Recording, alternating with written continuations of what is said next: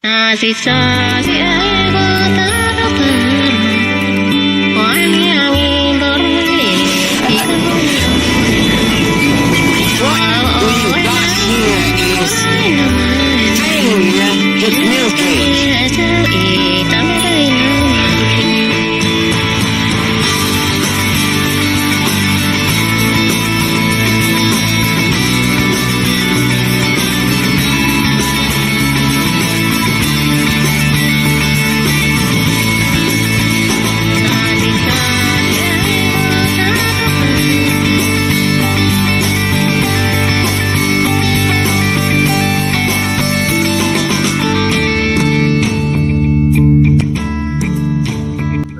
G'day everyone, Matt over here. Sorry, is that me? That's me. The brick boards here. At least I know the sound's working. Why is Wally flat on his back? What are you doing? Went a bit Wally. If you eat bacon, you would not tell it's a fake cheese. It's bacon. I was in a house fire whilst my mum was at work. Was it caused by you? So That's a yes. Yeah, is that right, Sam? I believe so. There's another little Easter egg in the Death Star. You mentioned the Luke and Vader one, but there's another one. If you throw it at a wall, you can recreate the scene where it explodes. Oh, his eyes just fell as you said that. But yeah, it just means that he has to be in a very specific position, otherwise he'll just. Oh my god! It's the only time that I've considered glue for Lego. There's two now! It doesn't matter! Hey everyone, and welcome along to Livestream number 22 in this season and series. I'm Matt Elder, and every Thursday night we just hang out and build a bit of Lego and chat and anything else topical which is coming up, and we'll just sort of get into it. Hope everybody is going well. And always a big shout out to the replay gang. I'm always impressed with that. There's as many people who watch the stream after as who do it beforehand. And a shout out particularly to Brian's Bricks, who left a comment. So if you want to shout out in the next one and you're on the replay gang, just leave a comment in the video and we'll give you a shout out next time like we did just then. Usual sort of things with all these live streams, share, like, subscribe, all those sorts of things. And the topic sort of will come up later today also on Threads as well. So you can jump over there and catch all the good stuff there. Quickly say hello to the chat. And we've got Bricks and stuff. Welcome along. Hope that you're going well. And Sai, awesome intro, Matt. Yeah, I'll give the credit for all the good bits you like. That was Trevor, and for everything that you don't like, that's me. So credit where credit's due, and also Bricks and stuff there. And Ian Brickbud, welcome along. Hope that you're going well. And Tyson, always got hello to you as well. And Sai, just saying hello to a few other people, and everything of that sort of ilk. So I haven't had a chance this week to get a poll together, always last minute sort of things. So before I bring some people in, just quickly do the little show sponsory sort of thing, just helps pay for a few little bills. And we'll keep this video is brought to you by McCatsim Holiday Homes in Margate and Broadstairs. Great for a week's holiday or a weekend escape, being just over an hour east of London, UK. Treat yourself to amazing sunsets, a Lego wall, or great food. Visit www.macatsim.com and mention this YouTube video and we'll look after you.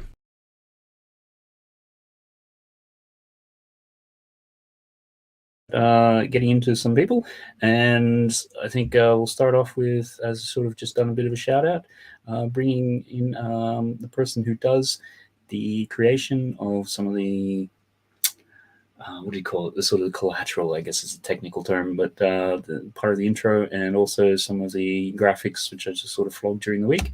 Welcome along to Trevor's videos. How are you going? Brilliant, thank you. How is everybody else? And a big shout out to the replay gang. I'll be watching this back at another time. Excellent. Yeah, no, it just seems the time flies by between the weeks, and the kids just basically finish their last day of school. So it's sort of like, okay, right, 8 weeks of trying to figure days out and everything like that. But it's always fun. So yours are finished already, have they? Yeah, we've got this sort of little speech day ceremony thing tomorrow, but that's only for like an hour or so. So, it's kind of enough to wind everything else up. I see that you've got something there. I take it. I'm extremely pleased because, as people will know, I've been slowly filming my video for my stop motion, and this was what I was building, which is the Friends amusement park, and it's taken me just over a month. I finally finished filming this yesterday evening, so over the next week I'm going to be putting it all together, editing it, and uploading it to the channel for you all to enjoy. But I have to show you this. It's just brilliant. It's got one mechanism at the back, a series of cogs inside, and you control all three elements of the amusement park. I'll just let you have a look at that. Oh, that's wow. I love it when they do really mechanisms like that. Yeah. That's You've got brilliant. the little water jets, you've got the surfer, and you've got the ride. And it's ever so smooth, this mechanism.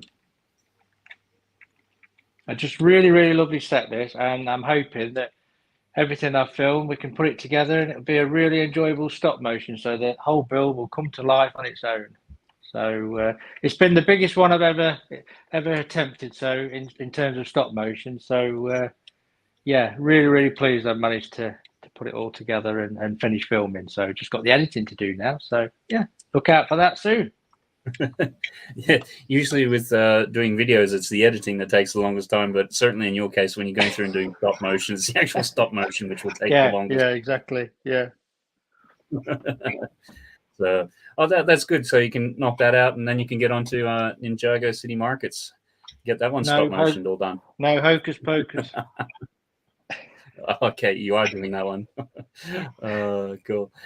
All right then. We'll bring somebody else in. Somebody that we missed last week. So they're back this week, and I could see that was the first time that they saw their bacon comment in the intro. So, and I think they may have been a little bit surprised that popped up there. So, welcome along, Nicole, Lady McBrick. How are you going? Hi, Nicole. Good to see you. It really took me by surprise. I didn't see that coming. The things that I say, I really need to be more careful. No, not at all. It's funny, like clipping them and having them play back, because then you just sort of try to keep the stream a little bit fun and lighthearted and things like that. So it's always good to see that. And sometimes the crazy things that we can say out of context are even funnier. Exactly. So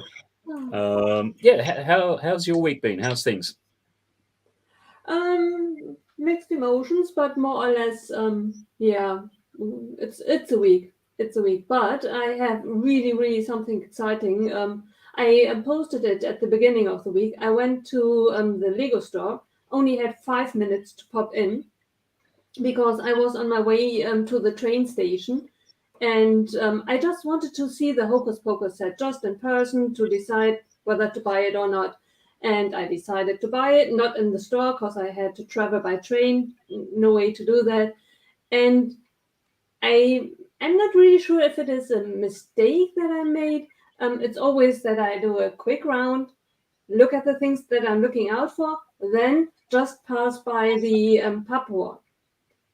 And they had the white masonry bricks. And I really only had 5 minutes in the store. And so I had to buy it. And I filled 2 cups and ran to the cash register. And my luck, all the system were down. So I was only able to pay in cash, which wasn't the problem. But then all of a sudden, the person behind the counter took out a little block and she wrote the receipt down. I thought, are you kidding me? That she started making conversation, which is really nice, but I was on the clock. My train. I ran to the train station. Well, I arrived with 10 minutes to spare. It was a miracle. And the train was 20 minutes late. It's in the UK, you'd think that's kind of normal or something like that, but in Germany, it's sort of like where everything is, right on time.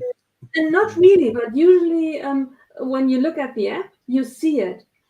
In Germany, the trains are quite often late. And not only that, what they do as well is you arrive, you see, okay, train 5 minutes late, 10 minutes late, 20 minutes late. They up the game while you wait. Then, after 20 minutes or 30 minutes of waiting, the moment when you think theoretically the train should arrive, there is an announcement, barely audible, which says, train number 234 now leaves from platform 20, while you are on, I don't know, 10. And you think to yourself, you had me waiting here for 20 minutes. The moment the train arrives, you are telling me that I'm on the wrong platform, that you changed your mind. So everyone grabs their luggage and runs to the different downstairs, upstairs. I really believe that's just for, I don't know, they must record us for, I don't know, Christmas parties so that they have something to laugh off. Because Germans running around like chickens, headless chickens. They do that to the. When you ever be in Germany and you go and take a train, be prepared. If the train is late and it's more than 5 or 10 minutes, take my word for it, the platform is going to change. Wait for it. And when everyone starts running, don't care whether you understood what the message said, just run with them. It's most people will know what they are doing, just follow the lead of the first. Yeah, that's the German railway system. Slightly confused. Just follow the crowd, and you'll get there in the end. Right. It's really. I take it you're not a great fan of your railway then. Your system. No, not really. They are late. They are doing these things to us. It's really. Sometimes I believe if I hadn't to travel by train, it would be really fun just to have a day out, sitting there watching the people run around, like first motionless, slightly being annoyed, standing around, and then all of a sudden starting to run.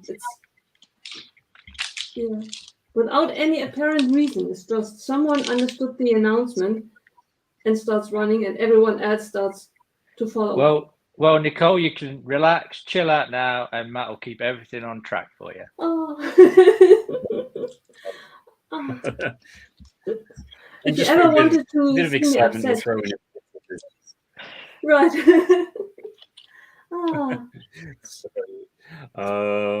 And with that in mind, I think we'll go along to our next guest that we bring in.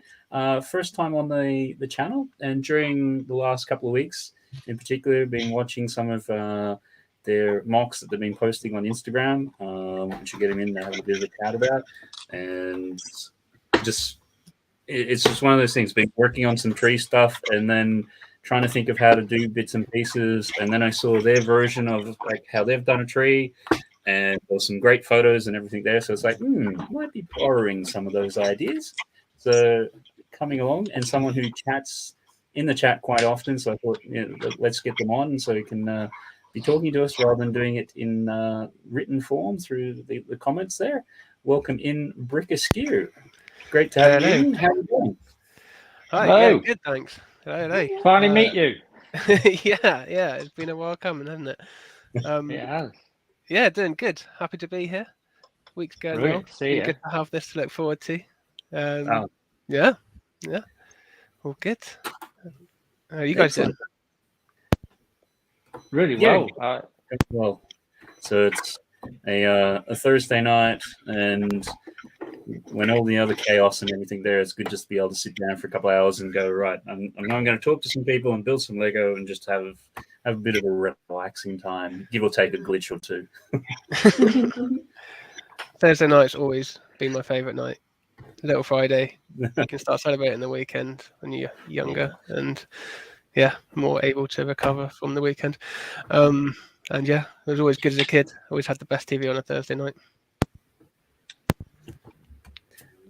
Yeah, it's certainly these days with trying to explain to the kids and things like that once upon a time you used to have to have a certain time or a certain channel you need to watch or set up the VCR or something, and then just like, why don't you off the internet. What are you talking about? Like, you know, didn't you have like Disney Plus or something like that? It's like, but for anyone out there, Brick Askew, who sort of doesn't sort of know you, haven't come across your stuff before, I just wanted to sort of a little bit of, you know, what your interests in Lego are and what you sort of working on at the moment. Yeah, sure. So I guess I'm a mock builder. I got in. Well, I'll start from the beginning. I got into Lego again, end of 2021. So I was into it as a kid. Went through my dark ages for however many years, 20 years or something. And then, kind of unlike most people, got into it at the end of the pandemic. And then, yeah, kind of just went from there. Went a bit crazy. Got a little X-wing to start with, and then 2 days later bought the NASA Discovery shuttle, and yeah, just kind of got straight into it. And then what, about a year ago, started getting into mocks, and now that's mostly what I do. Yeah, and I've been building. So I try and do a variety of things. So like you can kind of see little bits. I've got like a tower, fantasy tower here. I've done modular. I've got like where's my head? Beach scene at the back, and I'm working on a zombie mock at the moment. Zombie apocalypse. I think you've got an awesome creative mind, Ollie. You really have. Thank you. I don't know. Maybe it's a bit weird. I get pulled up on being quite dark in places, but I think Lego is quite funny to do that with because you can offset it quite nicely because it's just kind of funny and, well, it's a kid's toy, isn't it? So just, yeah, sets it off nicely. How do you store your loose bricks? Is it the containers behind you? So that's some of it. That's like stuff I've got in bulk, basically. So there's lots of like 1x2 bricks, 2x2, 2x4, 2x longer, all loads of plant elements. And then I've got like Alex drawers, like the IKEA drawers with little containers in like these kind of containers, like various sizes. And then I've got tubs everywhere. I'm hopefully going to be in the process of moving house soon, and I'll have a bigger room so I can actually organize it properly rather than it be like split all over the whole room, because whenever I'm building something I have to like go here or here or here or here. Right. So yeah, it's kind of everywhere at the moment, but it keeps me active. No, not really. Yeah. That's fantastic. Just looking at the Brickbox comment there, lovely to see Ollie on. Can't hear because I'm at the theatre. Was meant to go on Tuesday, but forgot, so they let me come in today.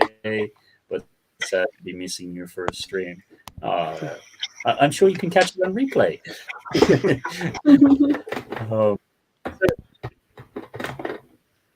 It's the sort of thing what you're saying. So you've sort of only really come out of your dark age sort of in the last 2 years or so. So everything behind you is kind of like the accumulation of. Yeah, I suppose. Yeah, I don't have kids, and so I could just spend loads of money on it, basically.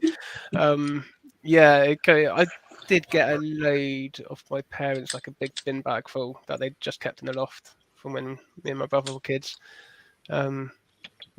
So I got that, and one or two. I got a massive bulk. I got incredibly lucky on a Facebook marketplace bulk buy. Got like, must have been over 1,000. Well, it was over £1,000 worth for 20 quid. Yeah. Yeah.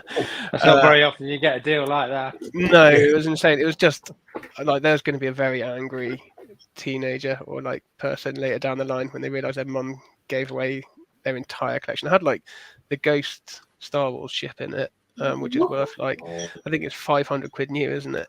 Something like that. So that alone.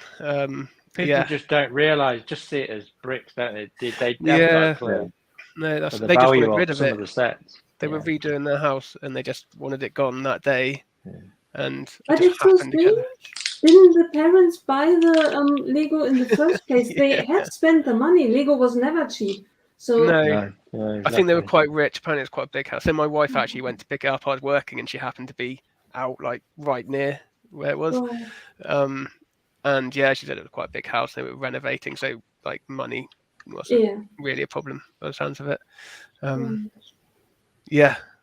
So various collections kind of went a bit crazy, I think, like by the sounds of it, a lot of people do when they get back into it. And trying to calm down with it now, but did get lug bulk through the other day, which is a lot. Calm down, you've only ordered 1,000 bricks. 9,500 it was in the order. And so are you then part of Brickish then? Yeah. Because it's kind of funny because you're starting to see like all the different lugs getting their orders through, and for some reason ours always seems to be one of the last ones, so we still haven't even heard about it yet, so goodness knows when it's coming. Which one are you in? London AFOLs. So okay. Yeah. It's because I think it's what Brickish have done theirs, and then I think there's a couple others who've got them already. I've seen one or two others. I don't know how it works because I think Tech was saying on the stream of his it's done alphabetically, but I don't know if it's also because in Brickish they were like, we'll get the order in as quickly as possible so it can be processed more quickly, I think. But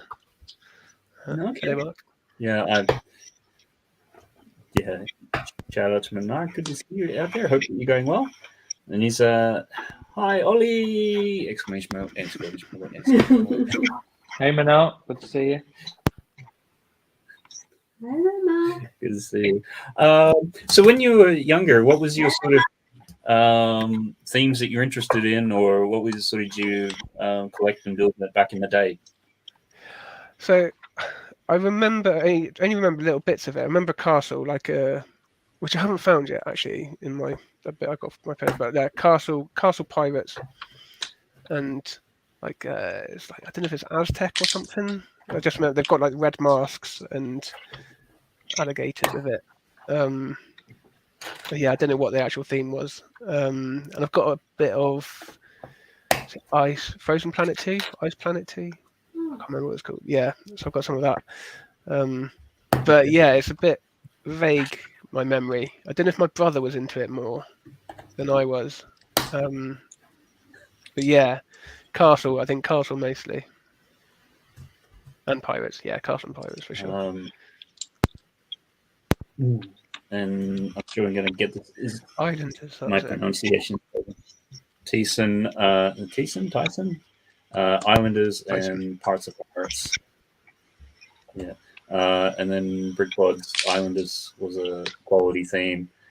Yeah, it's. I think my Dark Age stretched for several decades as well. So there's a lot of themes which, you kind of see once in a while, and you kind of go. Usually, when you ask people, and they're sort of like, "Oh, into adventurers," and it's like, I never even heard of that one. It's like a '90s theme or something. It's like, that was Dark Age time. Like I don't think Star Wars was a thing, or any kind of like franchises or whatever. When I was into it, is all the old school.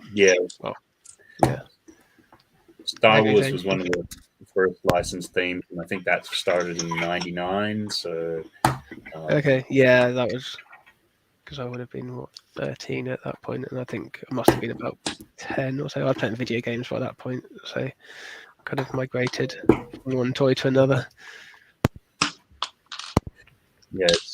It's interesting having little kids just watch them, try to delay them going into the Dark Age for as long as possible, but I think it's finally succumbed now, and they're all into the video games and everything. Although it is whenever they lose their screens, then all of a sudden default back to Legos. So it's interesting. Okay, that's quite cool. Do you get to keep more of your Lego budget? Do you get more Lego budget for yourself now, rather than buying it for your kids? No, it's the other way. At least then prior, it's sort of like, with the wife, it's like, no, it's not for me, it's for the kids. And now you try that, it's like, no, it's not for me, it's for the kids. It's like they still haven't built the other stuff that was allegedly for them. So buying it ready for when they come out of their Dark Age. Ollie, you said sometimes video games can be a bit cheaper, but not necessarily, because mine have just started getting the Fortnite add-on packs and vouchers. Once you start buying them, it kind of creeps up a little bit. It's the digital side of it is expensive. If you're buying discs, because I tend to just buy discs and then you trade them in and wait 2 weeks and it drops by 20%. Everything nowadays seems, if you want an extra track, if you want another skin, it's all add-ons. It's all paid Yeah, for. that's If you the want that. business model these days because it's free to play as they call it. But yeah. Whereas when I used to play games, that was what was on the disc. That was it. Yeah. Can you sell it afterwards? Not you bought the it? digital ones. You can't sell digital ones. But if you No, buy the once you disc, you download can. it, you've got it. Yeah. Hmm. And you won't really get it cheap on download either. Not often. Yeah. I mean, sometimes there's, depending upon the skins or whatever the flavor of what it is, you can sometimes sell it from your account to somebody else's or things like that. But it's not straightforward. And it's even, that's where I found, because I was seeing it earlier today, that, the new Lego 2K Drive or whatever, they've gone for that model as well, because they're about to do like an update or something like that, like a pack that you can buy. And if you buy it, then you can buy the Too Fast and the Furious cars and, a whole bunch of other things and whatever. And I just saw that and it's just like, wow, like I understand the economics of it, but the fact that Lego is sort of doing that with a game which is a lot more targeted at a lower price point on kids. It's that's how it is. That's their business though, right? They aimed all at kids, getting parents to spend their money on toys. These developers, they know what they're doing. They've been putting out incomplete games for ages now. It's a bit shocking how it didn't only come out like a month ago or something. Yeah, it hasn't been out that long at all.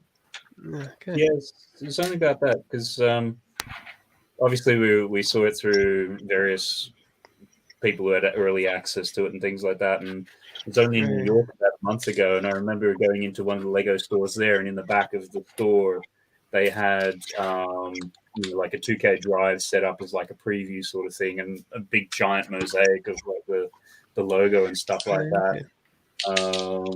And I didn't get to have a quick little play of it, and I've always been a big Mario Kart sort of fan, and maybe Sai can help out with this. I mean, because you pick it up, you're just sort of playing it, but you got no idea. And it just seemed like for the equivalent of like power sliding and things like that, the controls were just really different. And I don't know, Sai, it almost seemed like you were sort of like doing like little turbos and you had limits on them or something weird. So drive sets will be out soon as an actual set. Okay, then. That's I didn't know they were doing actual sets as well as part of the 2K Drive game. I didn't realise they're bringing out sets. Yeah, that's the first time I've seen that. Never heard it as a leak or anything. I mean, have either you, Ollie or Nicole, heard anything about actual sets for 2K Drive? No, never. No, I don't know if I saw something where I think someone thought that it was going to be a 2K Drive set. I remember hearing something about it, but whether it was someone mistakenly thinking there was going to be sets for it, or if they were actually coming out. Yeah. No, I think, as what you were saying a bit before, Ollie, in terms of, you're able to ship half-broken games and all the rest of it. I don't know, maybe it's just us showing our age. It's sort of like, as what Trevor said, like you'd buy a game and the game was complete and it worked, and that was kind of it. Yeah, that's it. And like that, because I work in software, so like the way software is released has changed massively since then, because you couldn't update the disk, like didn't have internet back then. Yeah, exactly. Yeah. But now you can just put out a patch and fix bugs really quickly. So my kids the other night, what's happened? The Wi-Fi's gone down, and you think, geez, I remember the days I was on dial-up, and you went and made yourself a brew, came back, and it was logged in. Yeah. Couldn't use the phone line. Right. Or even better, had to get their parents had to get a second one. I've got one better than that. I used to have an Amstrad CPC 464 with the old cassettes. Go home from school at lunchtime. I'd only get like quarter an hour on my lunch break because you took quarter an hour to load the blooming game up. I mean, they don't know. Kids do not know they were born, do they? No, not with these 5-second load times on PS5. And it's like, the Wi-Fi's gone down. Oh my God, that's it. End on. Let me they'll look. never have a just backup. I've always keep some DVDs in case the internet goes out. I'll never watch them. It's just in that scenario if the internet ever goes out. I guess younger people wouldn't even think to do that these days. It just shows you what you're reliant on now, rather than obviously in the past. Right. Yeah, is certainly when we moved over to the UK from Australia, like we brought a number of DVDs with us. And then several years after that, we went to watch one or two of them, and it's like, we don't actually have a DVD player. Yeah, I've only got one because of the consoles. Yeah, I was going to say, same, yeah. And it happened that all the laptops that we had no longer had like DVDs or CD players or anything, because as you know, everything's downloaded via Wi-Fi and things like that, so they generally don't ship them anymore. And in the end, it's like, actually, we've got to go and buy like just a crappy little, £20 DVD player just to play the things because we didn't have it. Right. Because the kids weren't into, PlayStations or things like that at that age because they were still a bit younger. It's interesting like how quick some of those things can move on. I mean, have you guys got any sort of real interest in playing the 2K Drive game, or it's just not on your radar? Not for me personally. Like maybe if it was a tenner, but even then. Yeah, I'm going to wait until, because they always do, the second-hand market. Probably Tom would like to play it. We'll give it a whirl. We always do. So, and especially now, Si said it's awesome. I'd like to give it a go. See what we're missing out on. You never know. Yeah, I've never really got too much into racing games. I like them for a day or two, and then kind of move back to shooting or fighting or something storyline. And Tyson, apologies again if I'm getting your name not pronounced correctly. As an example of a drive set, you can search for set number 60397 if you're curious. Might do that in a second. Just interested to have a bit of a look. In Brickbod, we went to the Isle of Wight, and in the Airbnb place was a stack of VHS tapes in the cupboard. And I probably bet you they didn't have a VHS player. So, yeah. What have we got? Just having a look.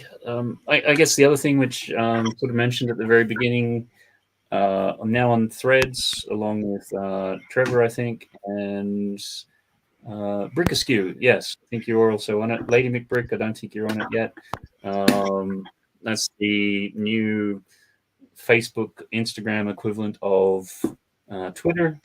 And the way that they've been, I was discussing just briefly with Trevor before we started, they've been really, really clever with it, because you can basically go on Instagram and it'll go, hey, we've got Threads now. Do you want to join? And it's like, yes. Do you want to, upload your friends' contacts? And you kind of go, yes. And then you start getting all these messages. Oh, you've followed so-and-so, like one of your normal friends or sort of one of your normal people that you follow on Instagram or something. Yeah. So I think within the first 10 hours, they managed to have 10 million people sign up. Which I was number 10 million and something when I signed up. Yeah, at like 7 this morning or something as well. Yeah. Yeah. Which, I mean, you consider prior to that, the fastest sign up that they had in general was ChatGPT last year, which took them 5 days to get 1 million users. And not that it's a good yardstick, the Kardashians, I think it was, or the Kim Kardashian account, they've got 1 million users, 1 million followers, and they haven't even made a tweet or a thread yet. So yeah. It just sort of seems that they're going to try to, I don't know, drag everyone across from, say, Instagram to build up their sort of Twitter equivalent. I mean, was anybody here sort of using Twitter recently or in the past? I mean, Trevor, did you ever do anything with Twitter? No, it's something I never got into, was Twitter, just the Instagram and YouTube. That's what I use. So I'm normally behind in social media. So I thought with the threads, read about it, and like you say, it was dead easy. Logged in, it said, do you wish to open a thread account, and transfer all my bio across? All the links were there. it was just so easy. I joined this afternoon, so yeah. So the channel is on there as well on Threads. Yeah, so definitely check us out there as well. And just trying to think, it's funny because the initial comments and things were like that, which people were sort of making was, "Oh, it's so nice and pleasant here. Can we stop having everybody else join and make it all go horrible?" Yeah, it's only a matter of time if it follows the route of Twitter. Because I did use Twitter for quite a while, up until Elon Musk took over, basically, and it just went downhill pretty fast from there. From what I hear, I think I just stopped using it on principle, really, because he fired, what was it, like 80% of the staff or something, and you could see where it was going to go from there. Yeah, that was unbelievable. Yeah, the by email, wasn't it? Yeah, or like not even telling some people, I think, like, because there's a whole thing in like the tech industry of people like, so around that time at my work, there was like a glitch, and we all got signed out of our Slack, like messaging system. And people were like, have we just been fired without being told? Because that's exactly what happened at Twitter. Like they just tried to log into the system. Then that you are fired? Like because you can't log into any of your system. Probably you are not paid anymore after a while. But are you going there for a month until you realize no one I paid think you? because it was all remote at that point, so people were logging into their system, but they couldn't. They were just said like your access had been revoked or whatever. Oh, the access. Okay, that makes sense. I just thought because if no one tells you that you are fired, you probably go to work next day. Why wouldn't you? It's like that was it. People did, I think, or tried to, even if it was remotely. Because if you have no indication, you would never think that this is the case. Maybe there is a system glitch. Like, okay, that's why I can't sign in. It's but Facebook or Meta have timed this very well. It's scary because Twitter, even just the other day, must have been losing people because they're limiting how much people could see. You could only view like 600 tweets or something. And then this came out, and one of their selling points was you can view all of the threads, which is a pretty basic thing. Yeah, it's funny when it's seen as an upgrade just to be able to do what you were able to do before with like really basic things. Because I originally signed up to Twitter, I think it was like in 2007, because somebody in the martial arts club started to really get heavily into it and things like that. But it seemed to go pretty angry pretty quickly. And the other nice thing I like about Threads so far, and I know somebody made a joke about it, is that you don't have somebody on there yet selling you a course on how you can make Threads and your subscriber count blow up and, all those sorts of, how do you get more followers? Give it some time. Give it a week and then, I don't know how long before that happens. So, Twitter was, I did have to delete it periodically because there's so many angry people on there that it's kind of horribly infectious. That you just find yourself, or I found myself feeling angry using it. I was like, I've got to just stop. It's just not healthy. Yeah. Nicole, did you ever use Twitter? Years ago, I used Twitter. Then I lost touch. And when I got into Instagram, I tried to use it again. But it felt to me as if I don't understand it. Instagram is really like a big family. I was welcomed by everyone. Everyone helped me how to use it and do stories and everything. And on Twitter, it felt as if I were in a football stadium, and trying to have a conversation with someone while everyone talked to me at once. There was no conversation going, and it felt strange. As if I were in a football stadium trying to have a conversation with everyone. I feel the same way, but when I joined Instagram, it's like you instantly become a part of the community and our family as a whole, and they're so welcoming, and it's brilliant on there, to be fair. It's the best experience I've had, social media-wise, especially for the channel and myself. Right, and it is the total, I have no experience with Twitter, But when you say there are angry folks over there, on Instagram, knocking on wood, I haven't had a single negative comment. There are discussions sometimes, and is Lego expensive or not? Should I buy something else than Lego? There are maybe sometimes discussions, but that's just people voicing their opinions at the end of the day, you know. Yeah, but never ever. And 1 or 2 years ago, I ran with a friend challenges, and we got into tough things, starting with Pride Month. And I really took time out of my week because I didn't know what to expect if you run a challenge. And I thought, okay, if that gets out of hand, I need to stay on top of the comments because I can't just 3 days later see that someone escalated me on. So, and then I realized, nicest people ever, not a single issue. It's Yeah, it does seem to be a lot nicer on Instagram. Yeah, because I use Reddit, and that's got some angry people in there. The people in the Lego subreddit are very anti-spending money, despite being very into a very expensive hobby. So it's a bit of a weird oxymoron. It kind of goes with the territory. If you like Lego, it's going to be expensive. It's not going to be cheap. Yeah. I've found Reddit is. It seems it's got its own little sort of culture and etiquette, and if you go sort of slightly outside of that, people will let you know in a hurry. In a very angry way. And you're just like, I do like Reddit though. It's got a bit of an old school forum to it.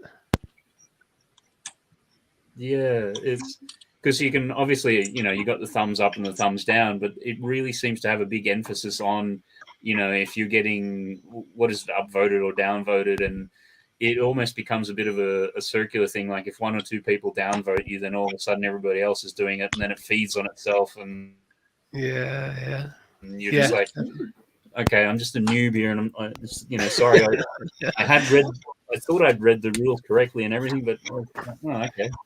Yeah, maybe I won't be doing that again. Like you say, like haul pics don't go down well in Reddit. You'll get loads of people commenting like, "Oh, nice picture of a box. Why don't you build it?" and stuff like that.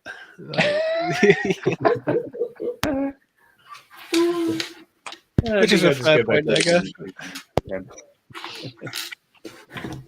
But Tyson's comment is interesting, and it's probably getting back a little bit to what we were saying earlier. Mastodon is probably the closest clone to Twitter if you like the old version of Twitter.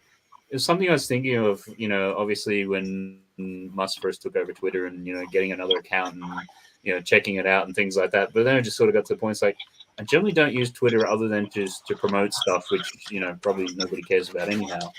Like, you've got that much friction to go through and try to log in and set up an account and all the copy your bio and, tweak it and everything like that, which I think is, what Threads has really gotten right with it, because they just made it so easy, so you don't have any of that sort of stuff. But I was getting ready to copy the link for the channel over, and it had even done that, which I wasn't expecting it to do that, and it did that. I think it's going to link into Mastodon as well. Threads. There's a whole like democratic network or something. No, that's not the right word. But yeah, there's like open networks. So somehow it's going to integrate with Mastodon at some point. Okay, that could be a good thing. Because the only thing hesitation is, over the years we've seen when Facebook took over Instagram and sort of went back on all the promises they said of what they would and wouldn't do, and I'm sure obviously from the outset they've had deep integration with Instagram in terms of data and stuff like that. But it felt like about a week or two ago you had the sort of Facebook network run into some issues, and like people struggling to even just access into Instagram and things like that. So it almost feels like, and certainly about a year ago, Instagram and Facebook, I think, went dark for about a day while they tried to figure out what was going on. Worry people that you've got, one company now has Facebook, Instagram Threads. Yeah, it's a bit. Yeah, I don't like the company, like Meta, and generally social media, and I guess maybe just the big companies because there's a whole data side of it. Because we're the product. Yeah, and it's insane what they get on us. And for one company to have all of that information and money is, yeah, I think it's going to probably, well, it's already causing trouble now, but further down the line, I can imagine it being quite a big issue.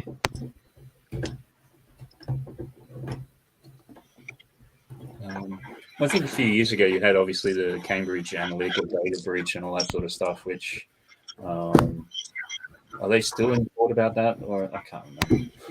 I don't know. No, probably. I think they had to pay some mad fine, but yeah, I'm sure they got away with it overall. Yeah, I mean the fines these days, even if it's 500 million or whatever, it's almost like a cost of doing business, and they kind of go, okay, well, you know, whatever. But Yeah, we made 10 billion profit out of selling the data, so whatever.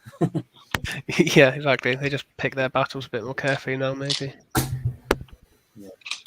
I mean, I think Cabbage's comment is interesting because that's certainly the thing when it sort of opened up Threads today. It's sort of like, you know, it looked, or the way that you navigated and everything like that, it's felt just so much like Twitter. And certainly in the past where Instagram copied a lot of the stuff out of Snapchat and everything like that, like they almost sort of have given up trying to do anything original. It's just like, well, here's something that works. Okay, TikTok's working, we'll do Reels. Like, Well, yeah, they all steal ideas from each other. That's how it works. So, yeah, I mean, it is a Twitter clone, admittedly, but yeah, that's just tech. One person does it, and then everyone else copies it. I mean, it's just I keep on seeing little bits and pieces about this, like Elon and Zuckerberg having like a boxing match or something. Or is that my imagination? No, it's a real thing. Because Mark Zuckerberg's been training in UFC or MMA or something, and Elon Musk challenged him to a fight. And yeah, I don't know if I can't imagine he thought it was actually going to go ahead, but it would be quite funny to see. But it's ridiculous. Yeah. Like, yeah. It's ridiculous. It's not like Zuck has got yeah, form from borrowing his ideas at his face. But yeah, well, to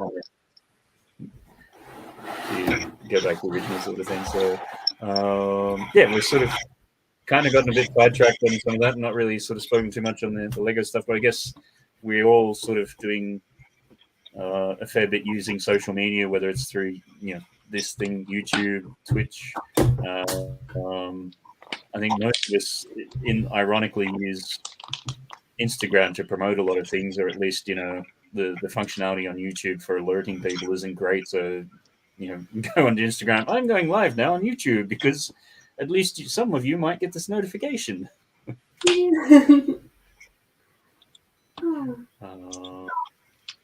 And for us, it's kind of a different thing than there is social media. Like you go to a restaurant, have a fancy dinner, post about it, and then your family that you talk to every other day anyway sees that you had pizza. That's one thing how to use social media. But we, I believe, from the Lego perspective, we take it to a different level.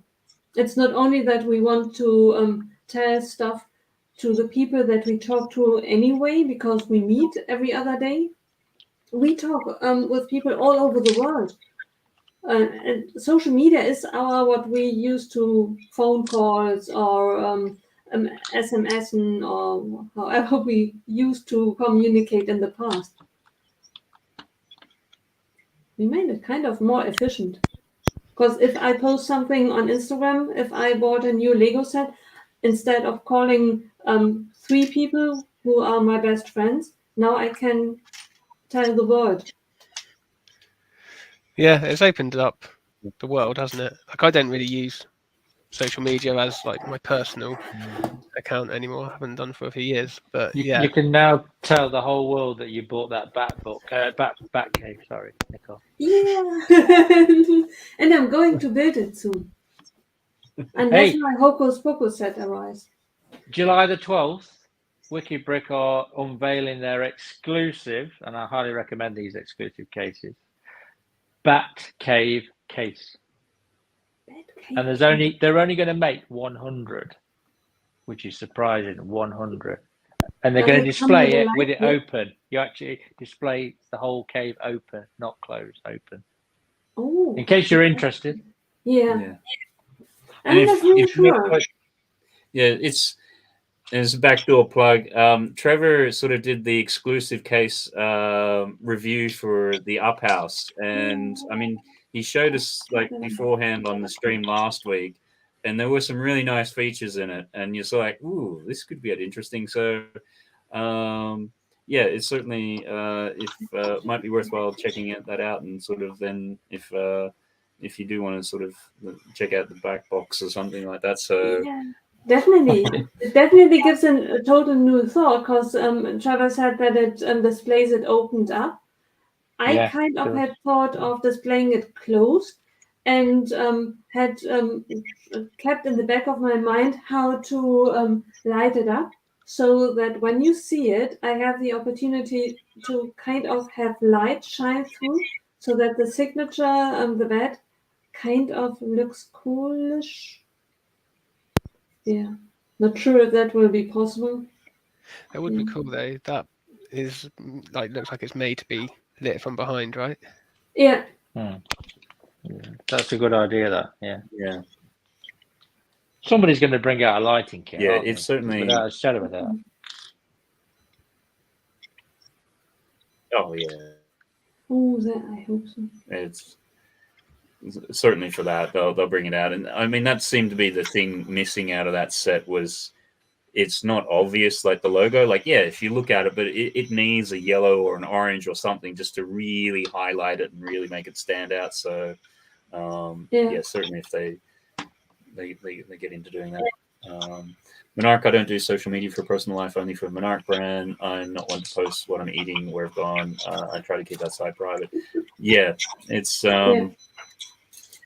I saw a comedian do a bit on it. It's sort of like, these days, like, once upon a time, if you sat down with grandma, she'd have like, only 24 photos to show you of, her life or, whatever it was. Whereas now in the future, when, the grandma sits down, they'll sort of like, have their photos of, this is what I had for breakfast, and this was the knife, and this was the fork, and this was the flowers, and this is the, it's sort of like,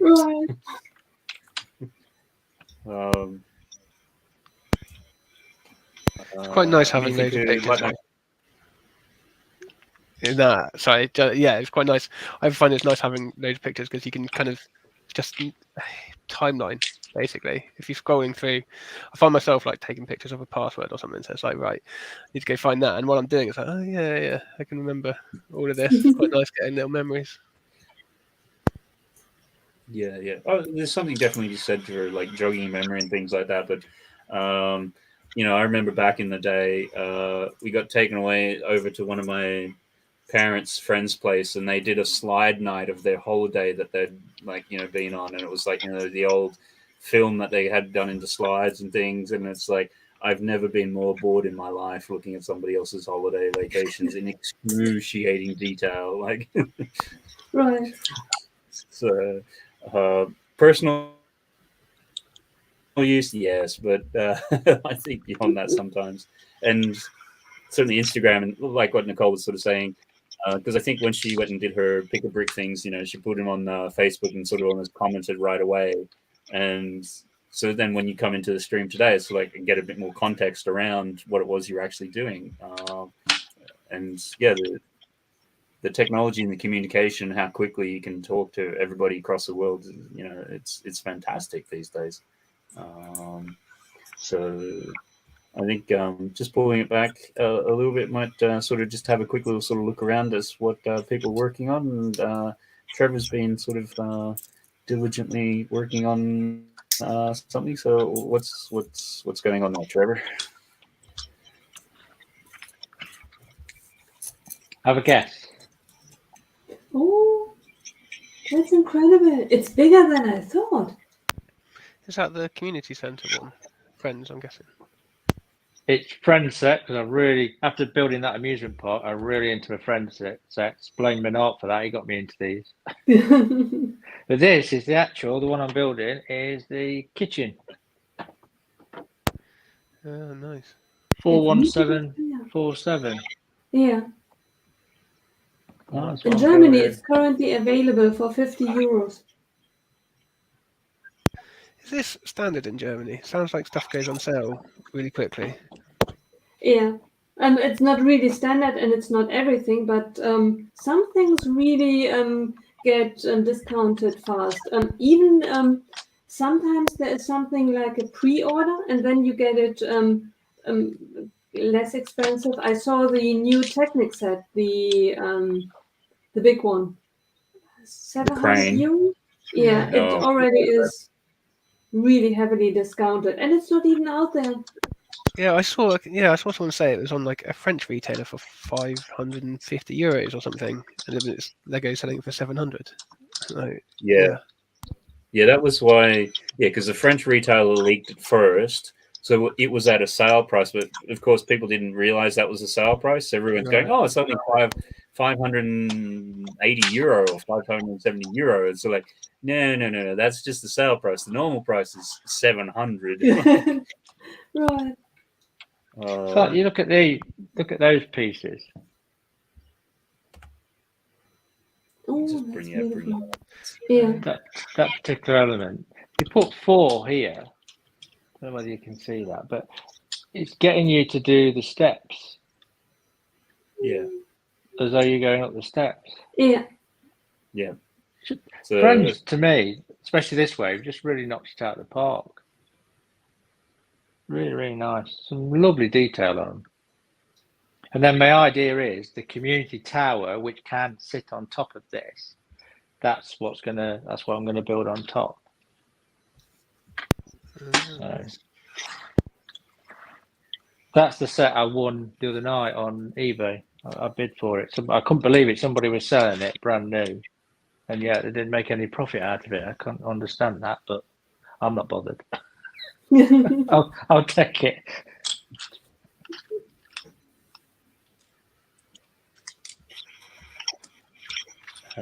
Cool. Excellent. So just tell me, look, Rick Askew, are you sort of working on anything or marking or packing up or sorting or it's I'm disassembling the office set at the moment. Just started.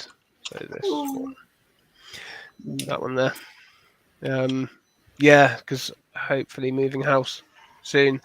So I'm just taking apart as many sets as I can to build at some point. Yeah, so that's me. I've got that on the X-Wing and maybe the ATTE if I get through them fast enough. We'll see. I haven't made that at all yet. So when you're taking them apart, are they going into Nicole's favorite zipper bags, or how are you sort of prepared to store them? Yeah, well, for sets like this set, I'll go through backwards through the instructions and do it bag by bag. So put them into numbered bags basically, and then that's dedication. Yeah, for some sets, like I might do like 2 bags in one. But for some, like the X-Wing, like for this X-Wing, this one, that one, I'll probably just stick that in one bag because it's small enough to just dump out. Yeah. But yeah, I did so last year, maybe about this time last year. So I've been trying to buy a house for ages, and had a couple fall through. And the first one, I was like, right, I'm gonna take down all my Lego and did all of my sets. Including like the Daily Bugle, Lion Knight's Castle, like big sets, Blacksmith, all of them bag by bag. And then that house sale fell through and we're nearly a year on and I'm like, I'm not doing it quite to that extent again. Like, yeah. But for some sets I am taking them apart properly.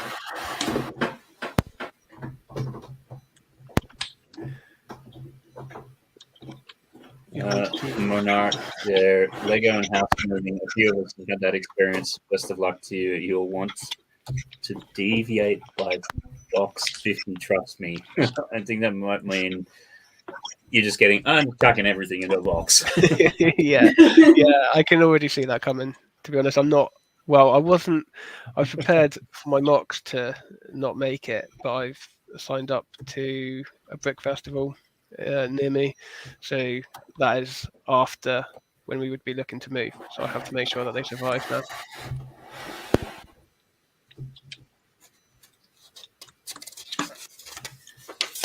It's just sort of coming off that. If you're looking for secondhand sets on eBay, do you sort of put a premium on, like, if somebody is selling a set and they're like, okay, yeah, I'll break it down into the numbered bags as if it was original or something like that. Would you pay extra for that, or do you not care? Let's start with Ollie. Do you sort of ever buy second sets, and do you care? Yeah, I might be tempted to, because I've bought both, and I bought a Star Wars ship, Kylo Ren's ship, and that was all in one bag, and it was kind of a nightmare. Well, not a nightmare, it wasn't that bad, but it was just a bit of a pain to go through, have it all out in front of you and having to dig through it. Probably took twice as long as it would do normally. So I wouldn't pay much more if it was like a $5, then probably would do. And depending how big the set is. Okay. Interesting. Nicole, do you ever sort of buy secondhand sets, like retired ones from eBay or something similar, and would you pay these sort of broken down the set? I never bought used Lego, mainly because I don't have the space. I barely have the space to buy place the new ones that I buy, let alone buying the old ones and have it at some place. But I have to admit, if I ever have the space, it's always there's a phrase in German, only old Lego is good Lego. Give it a life. Why, if someone really wants to give it away, there's nothing wrong with used Lego. It's perfect. But I probably would prefer if I saw it built, so that I can see everything is there. And the main things that are important to me, like I always wanted to have the brick bank, detective's office, that I can see the windows are there, not scratched. The main thing, if they really buried into the building somewhere where I can't see it, a brick that isn't visible, and they replaced a gray one with a blue one, so be it. I wouldn't see it in zipper bags either, but I would be able to see the whole build and see it's in a condition which looks fairly complete. So I would prefer to buy, if I buy it used, go to the place, look around if it's a smoker, rather cleanish, and then buy a build set. Yeah, that's a fair shout. Okay. I think, especially with something like Brick Bank or something. But it's a matter of price. Yeah, certainly. The thing that you said about 20 euros getting was a lot of more. That's something different. If someone gives me a huge bucket of and I get it cheap, okay, then it's fair game. Yeah, absolutely. I mean, it took me like 8 months or something to actually get around to doing all of it, but I didn't care. Like, for that price, you're not. Yeah. And it's a part of the fun. Like, it's a bit like a treasure hunt. Like, found a ghost. Can you believe it? Yeah, I didn't even know the value of it until someone pointed it out, and my brother got in touch and was like, "Do you want to sell me that for a good price?" Right.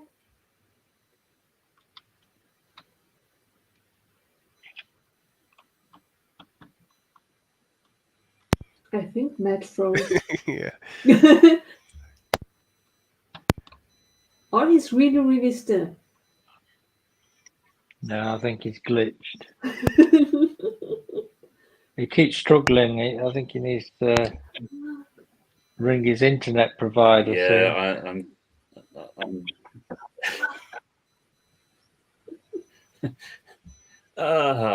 yeah, between between the internet provider and Lego sending more scratch stuff out of the box, talking customer service. We'll get to it one day. Matt, if you ever go on a date with your wife, if she travels or something, and you have the problem with your internet, maybe she then thinks you are just a good listener. Like, look at him. He's looking at me with patience.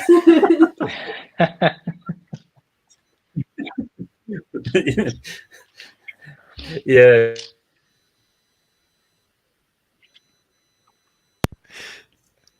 Yeah, he's gone again.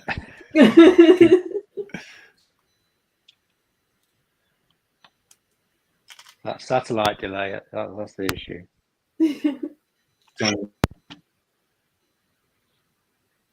With modern technology, and we're still glitching. Right.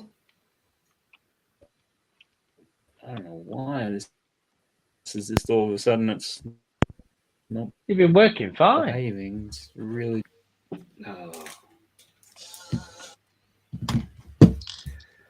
Maybe it's me, because last week I wasn't here. If it worked while I wasn't there, maybe Germans interfere with the internet in the UK.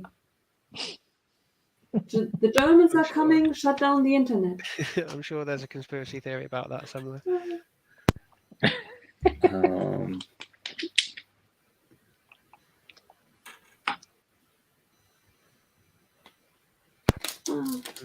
I'm not really sure where we ended up with the chat, but Ian asked, Thomas asked you which one, Ollie?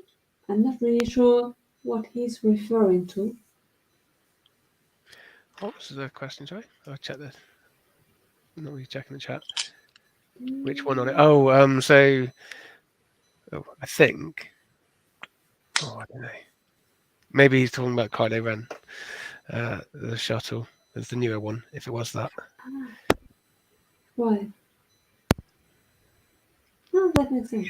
And Ian wanted to know if you are doing Sea City Museum this summer. Yeah, no, so I don't think so, because I think the timing of that is just not right. For if I do move house, it would be like right around that time. It's a really cool place, though, if you ever find yourself in Southampton with nothing to do, which is kind of likely because there's not much there other than a Lego shop. But yeah, it's like got a massive Titanic exhibition, and yeah, it's just a cool place to have a Lego exhibition.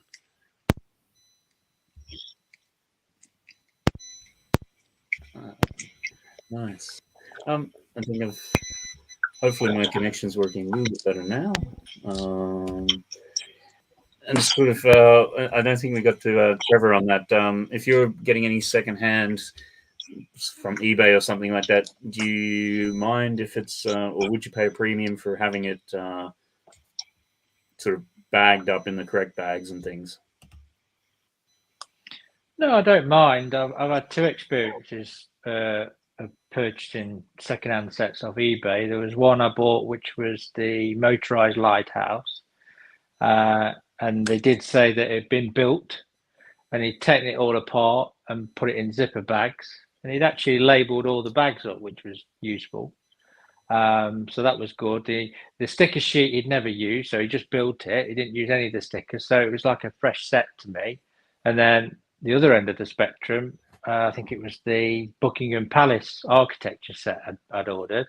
Again, I won it on eBay, and that came in the box just anyhow, a little bit dismantled. Some were still intact, and it was full of cat hair, hairs, dirt, you name it. And I had to wash and dry every piece in this bowl. So it's kind of the other end of the spectrum, which I didn't kind of mind, but I'm thinking, there's only so much you can do with this, but I wasn't too bothered because obviously the price. So no, I don't mind, but I I'd rather have it sort of so I haven't got to wash every piece, if you know what I mean, than not.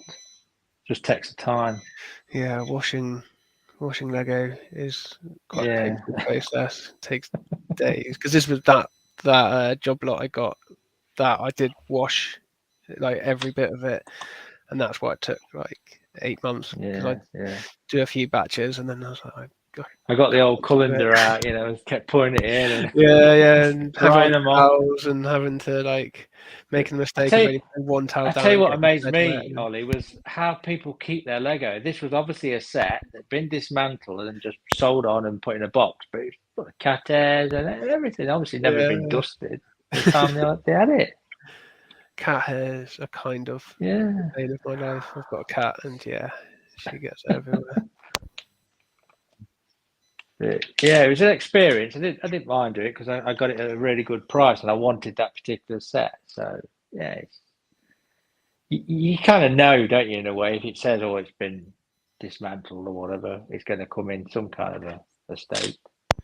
But I was lucky with the lighthouse, though. That was really good. Yeah, that's a good buy. Oh, cool. Especially not even using the sticker sheet. I thought, I didn't use the stickers. I've got in the habit of not using stickers, though. Well, unless it's a set I know I'm going to keep together, like display. I won't bother putting the stickers on.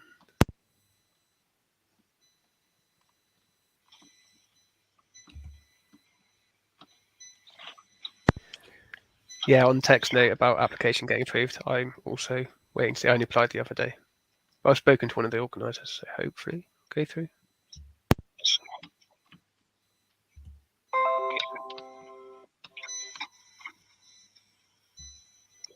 And shout out to Hillian's Bricks. Good to see you. I hope that you're going well this evening. Because when I came out of the Dark Age, I picked up some sets off eBay and things like that, and it's sort of like Ghostbusters Firehouse and some of the modulars and so high piece counts and everything like that. And none of them, they're either sort of partially broken down or they're all completely just in whatever random bag and things like that. So sort of just kind of gotten used to the idea of tipping 4,000 pieces out onto a table and just starting to build and sort them out. So it popped up in a discussion on, I think it was the London app. Sorry? Oh, sorry, no, I was just saying, do you sort it by piece or anything before you get started, or do you just be like, right, bag one, or if like page one of the instructions, I want to find this one piece in 4,000 that's in front of me? It's sort of partially sort some of it because generally into color, because usually the instructions you'll go through, and obviously if you want a red brick, then okay, you go over to the red and things like that. But some of the initial steps will be particularly for modulars and things like that, you're using big plates or using lots of tiles and things like that of the same color.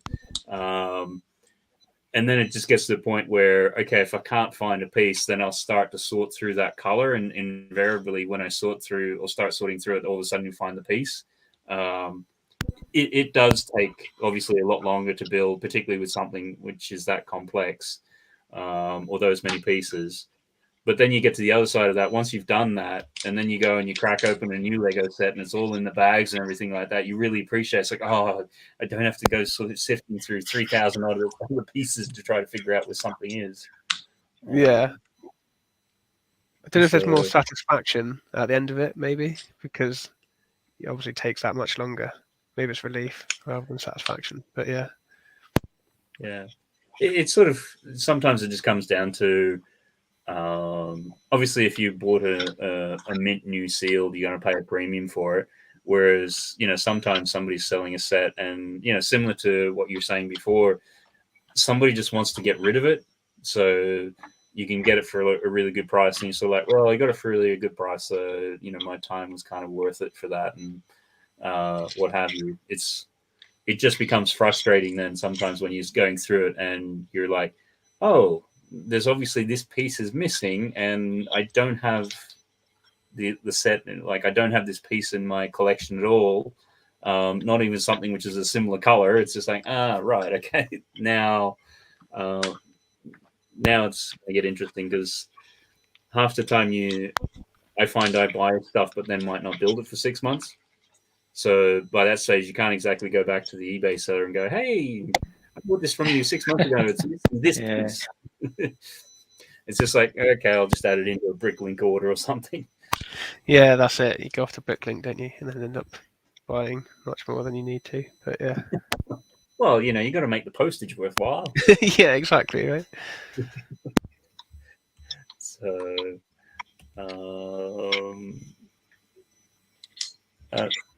Nicole, are you on mute? Yeah, right.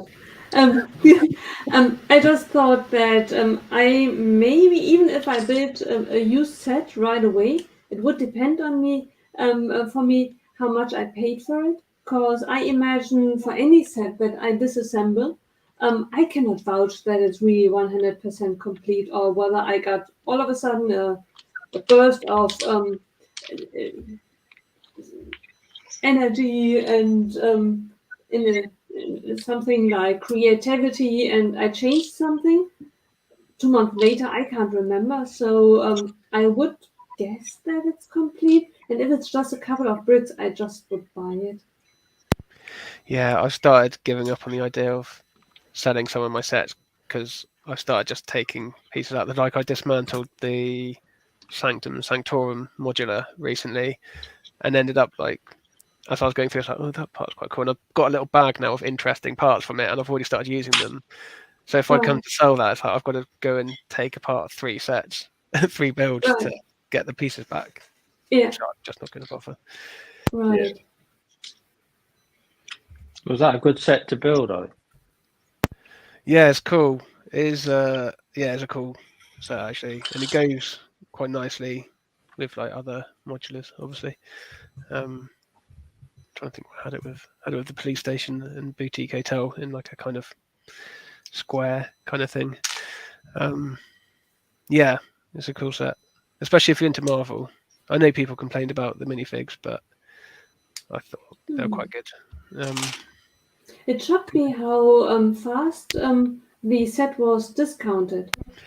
Yeah, that was mad. That was I've never seen any other set like that since I've been building them. Right. Like, And yeah, heavily. I think it cost 280, 250, and it went straight away to 150, 100 euros off. I thought, yeah, because I think I got it for £130 and it's 210, I want to say. yeah, And that was just off of like Amazon or John Lewis. It wasn't even like, I don't know, it wasn't a random deal. It was a pretty regular one. Like, yeah. Yeah, and that set is constantly going on sale for like a good deal. Like I think even last week it was at like 135 from somewhere. Yeah, it's always always on sale. Like, yeah, I think you're a bit mad if you buy it full price.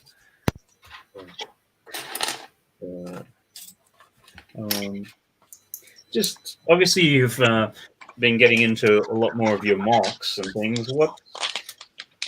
What sort of do you running around in circles trying to figure out the question? What sort of gives you your inspiration, or what's your idea for like building something or going, right, I want to do a mock of zombies? So I'll take the zombies as an example. With that one, I built the treehouse idea set last year at some point. I don't know, it just popped in my head like this could be, well, zombies has kind of been a theme throughout my life. I've always liked zombie films and zombie games and zombie stuff. And yeah, I was like, oh, you could make quite good defense from zombies here, because me and my mates have all got a zombie action plan in case of an apocalypse. So I was like, yeah, this would be a good one. Yeah. And we all, yeah. Yeah, I haven't got a go bag like some of my mates, but yeah. But yeah, so that popped in my head a while ago, and then I think I just mulled it over for a bit, and I think that generally happens. Like, I'll have an idea and I'll just leave it sitting there for a while until it feels right to just like, right, okay, I'm going to do that one now. And then yeah, so I'll actually start fleshing it out. I think it was the A-frame cabin with this that actually solidified it, because I was like, okay, I can mod that. That's quite a cool like forest scene. I was going to try and do the tree and the forest, but probably it was a bit too big. And then yeah, do like a sketch or two, and like a bit of brainstorming to know what I'm going to roughly aim for. So I think I've put it on Instagram, like a sketch. I pretty much stuck to what I originally planned for with this zombie smock. Yeah, just sketch and then just start building it, really. Yeah, get some bricks together and tend to break stuff down, rebuild it a little bit better. And that's about it, really. How was the A-frame cabin build? I really like that build. Yeah, it's actually like a nice build. It's quite relaxing. Like, I think the theme of it fits the theme of it nicely because it's a relaxed. Like, I guess, well, I imagine cabin in the woods, a nice one at least, is a nice relaxing place. And it is a relaxing build. It's got some cool bits. I'm trying to think how it works. I quite like the trees. I like the bits you can like take off and put together. Like, that idea was really good. And there's some cool little techniques as well. Yeah, because it got the two side builds, hasn't it? That you can either link in or just build as like a little island, if you like. It's got some really nice pieces as well. Like, there's a canoe and birds and butterflies and lots of wood pieces. And quite a fan of like the reddish brown pieces. They always feature quite heavily. Yeah, no, I enjoyed that build. Oh, good.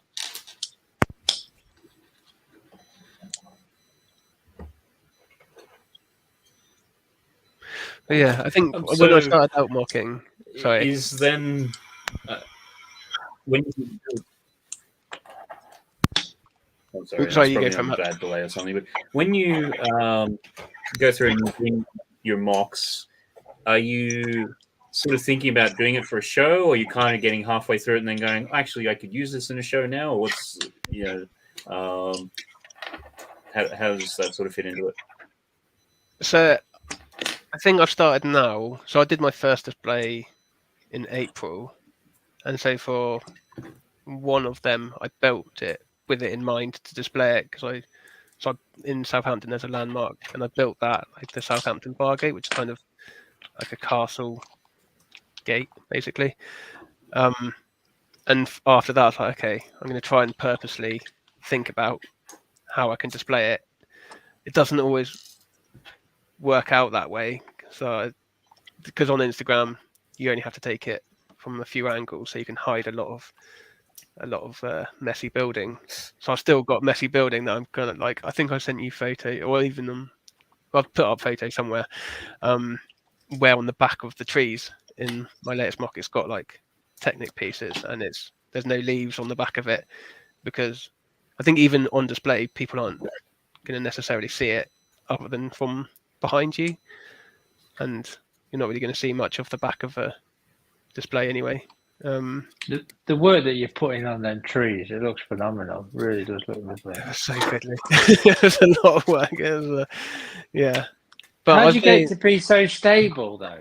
Because it looks high, it looks quite tall. Lots of interconnecting pieces. Just there's no real rhyme or reason until I get to a certain bit. So right, this bit's a bit wobbly. I need to tack that down to somewhere on the other side of the tree, ideally. Stabilize it. Yeah, and I've got because on both of them, they basically fell apart. They would like just topple off of near the bottom of near the base. So I put a Technic bit on the back with pins, and just connect them. So that's superb. That is. Yeah, so that one was lots of bricks inside of it. So there's lots of like just basic 2x2, 2x4, and then it's kind of outside. So that one was actually much more stable because it's big and I could hide a lot of stuff.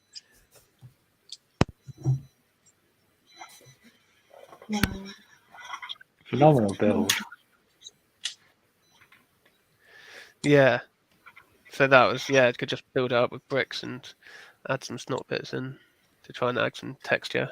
Yeah, there you go. So you can see a Technic bar on the back there that's holding 2 bits. So basically around the middle of that Technic bar, it was unstable, so I just connected them. And yeah, so on the back it's not pretty, Yeah. but it doesn't need to be. So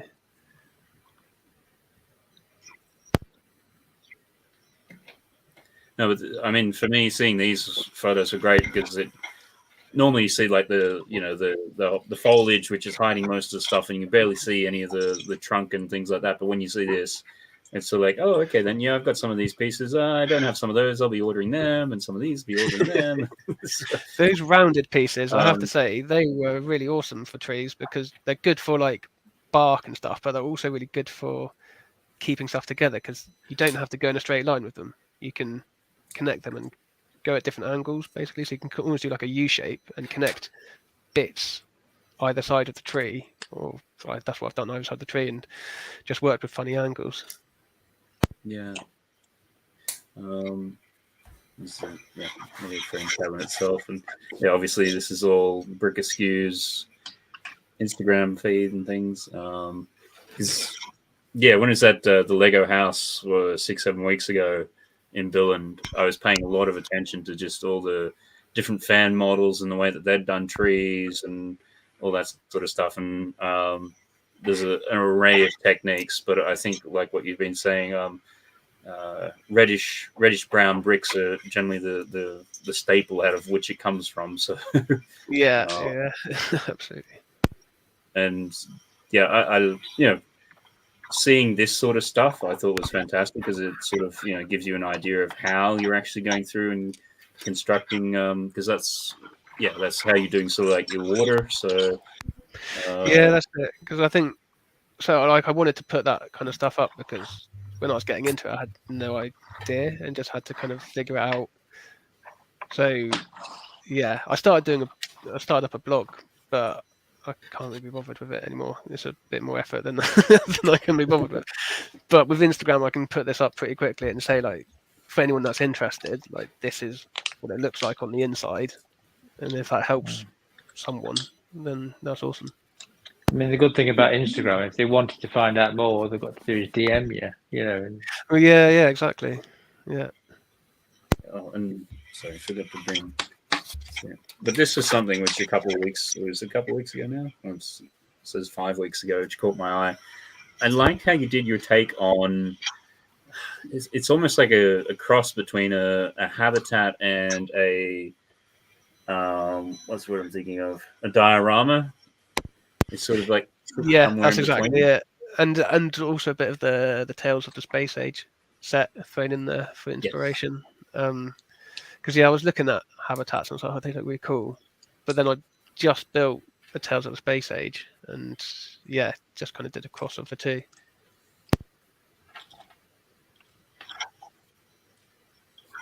Yeah, I think some of your other Marvel ones that you did there.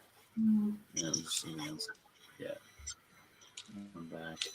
So no, it's. Yeah, I really enjoyed them. They were quite quick to put together.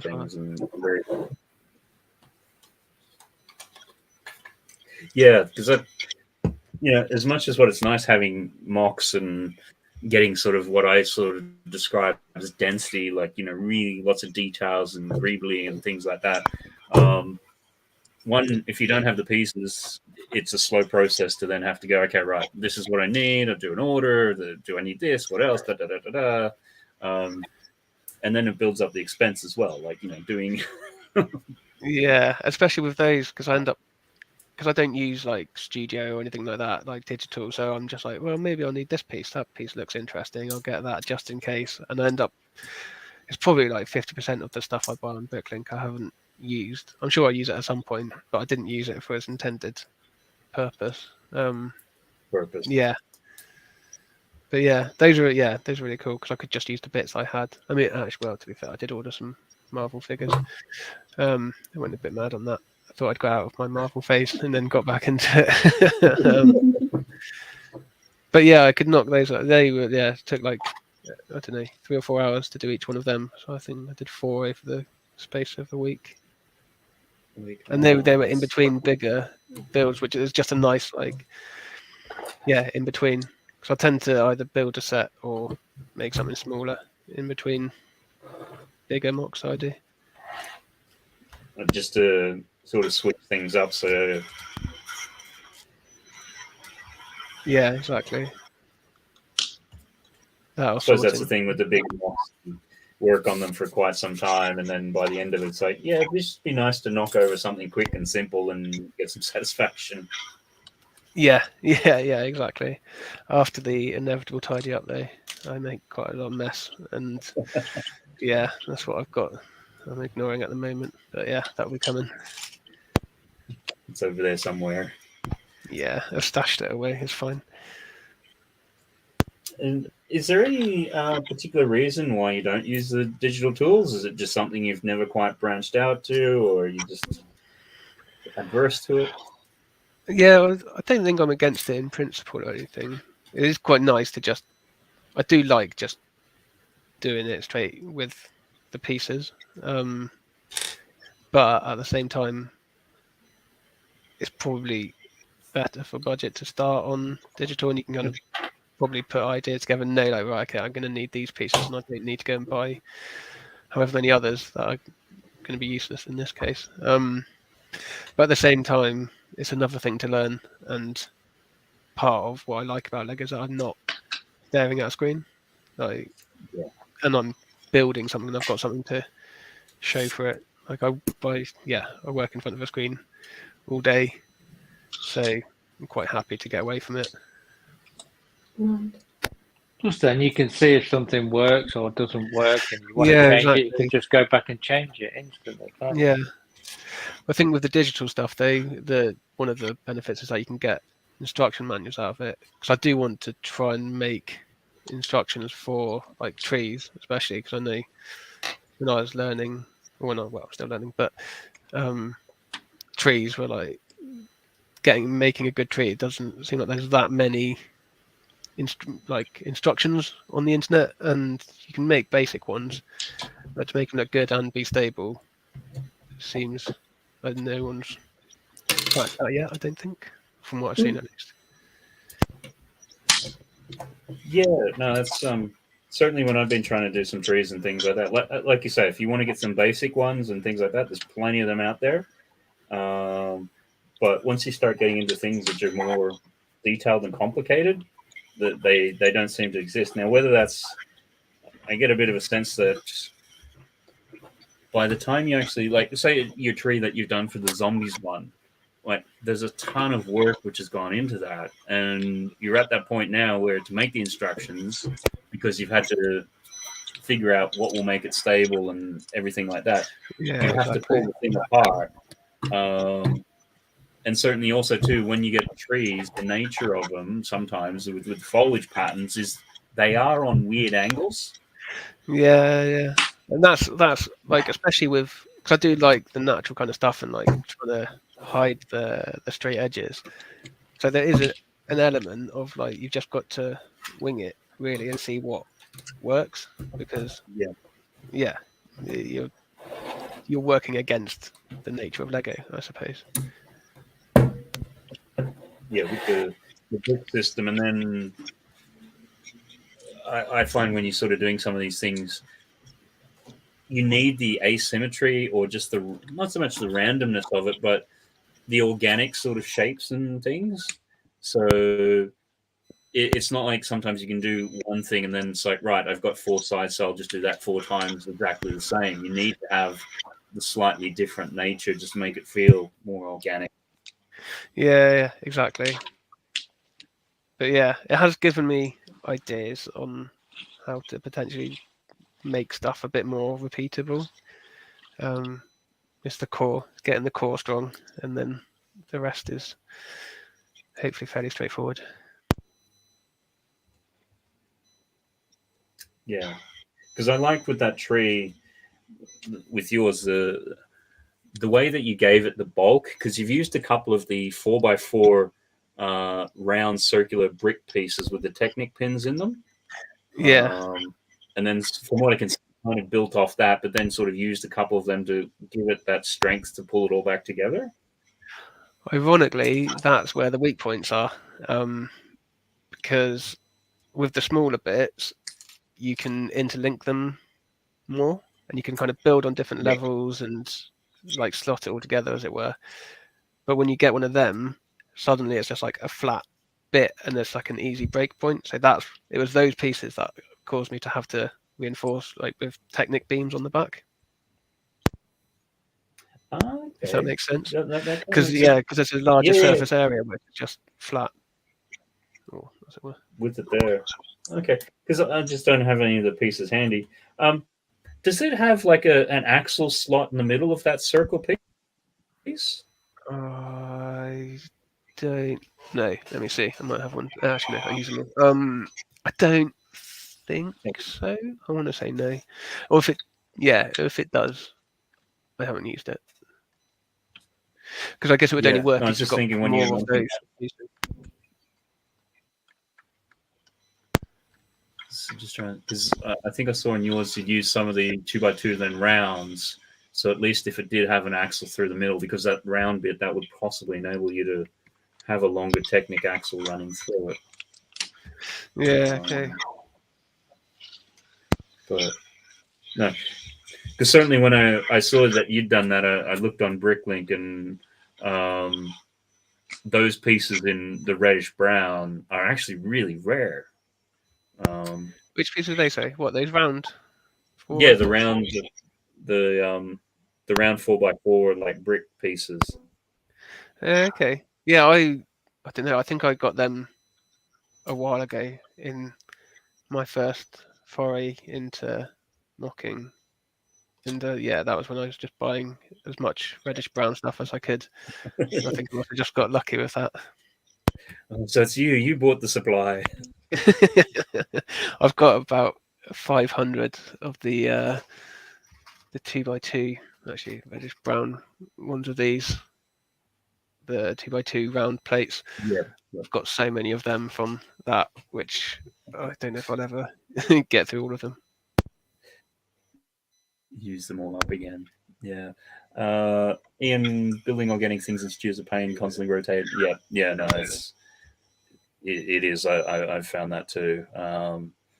Because I have a tendency to flip flop between like sort of all of them depending upon what it is. You kind of get to a point where once you kind of get a shape or a structure, you can kind of mock it up digitally, and then if you need to make alterations or color pieces or try to figure out how expensive it's going to be. Yeah, okay. Yeah, that's something I hadn't really thought about. I haven't been listening to the Tommy C. Bricks podcast this morning, actually. Interview with him, and he was saying about having to make sure to pick colours that are not like really rare or really expensive, so people can actually, if you're putting out instructions, that people can actually build what they're paying for. Yeah. Because I have built some mocks from instructions, and much the same.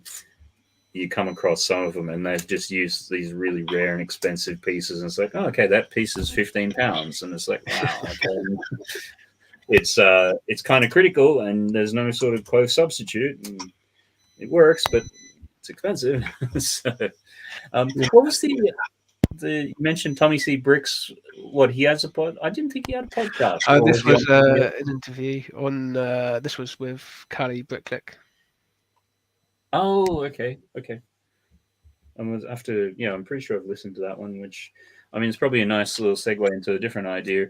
Callie Bricklick is actually going to be ending, which in their most recent episode, they sort of mentioned that was going to happen. And it's kind of funny because it seems like we've had Chicago Brick World a couple of weeks ago, and it's kind of broken some people in the Lego community. Well, I say that a little bit tongue in cheek, but Callie Bricklick's ending.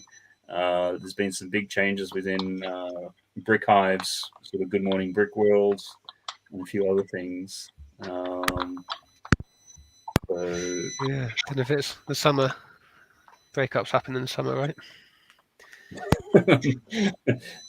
Maybe. I hadn't thought of that. That could be that as well. But no, I don't know. It does seem like, I'm sure it's just a coincidence with the timing. But yeah, it is sad though to see it happen, but change happens, I guess. Yeah, it was just because if you listen to the most recent episode of Cali Bricklick, about halfway in, they start talking about it a little bit, and I was kind of a bit surprised because the way that Shai was talking about it is sort of like that only ever intended it to run for a certain amount of time before it would be time to sort of like move on from it as such. So I guess it's a bit of an undertaking to do a project for years on end. I don't know if I could commit myself, because I was thinking, like, when Brick Hive was talking about Good Morning Brick World being a commitment, it's like, I don't know if I could commit myself to every Sunday morning for years to come. Like, it would, in my head, anything like that. It's not just about the commitment, though. I think things change in people's lives and things change in their priorities. So what they're doing doesn't become that priority. You know what I mean? Or you just move on from things like. Yeah, but sometimes you just want a change of pace. You don't want to eat every day the same thing as well. Even if you like chocolate, every day having chocolate plenty would annoy you after a while too, right? I don't know. Depends what type of chocolate it is. Maybe if you said bacon or cheese, and people would be able to like, yeah, actually. Right. Yeah. But yeah, like I think certainly as an outsider looking in, you can kind of understand, with Claire and things like that, getting married and moving on to the next.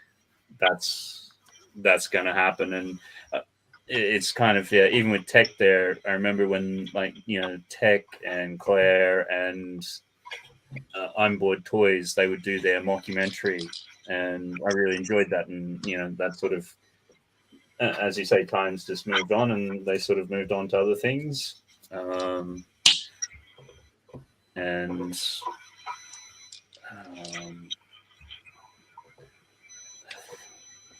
What is this? Ian's come up with. I'm constantly surprised the podcast has been going for long. I figured we'd run out of topics after a few weeks. That's very consistent. No, they're very good. They are, the podcasts. Really enjoy listening to them. Yeah. So I'm just trying to think. Yeah, they're doing their Legoland one, I think, recently, or at least I heard it recently. And even just having different topics to sort of come out with that. So Tech is. Plus, I like the fact that they inject an element of humour, because everything, like we say, we don't take ourselves that seriously. We can't inject humour and have some fun. And I like that within their podcast, that they can do that as well. Makes it more enjoyable for me. Yeah, and it then gives you things which you can latch onto and then sort of always be joking about, like if you talk about pomegranate to those guys or certain things like that. And I mean, I can understand with Cali Bricklick. Initially, when I started on YouTube, I was doing sort of long form interviews, like ones which would go for like 1 to 2 hours. They're still on the channel. You can check them out. The editing on those was just ridiculous, though, because if something goes for an hour and you've got to go through it a couple of times just to be able to edit bits in and out, there's 4 or 5 hours before you've even blinked, and that's not even doing any sort of heavy editing.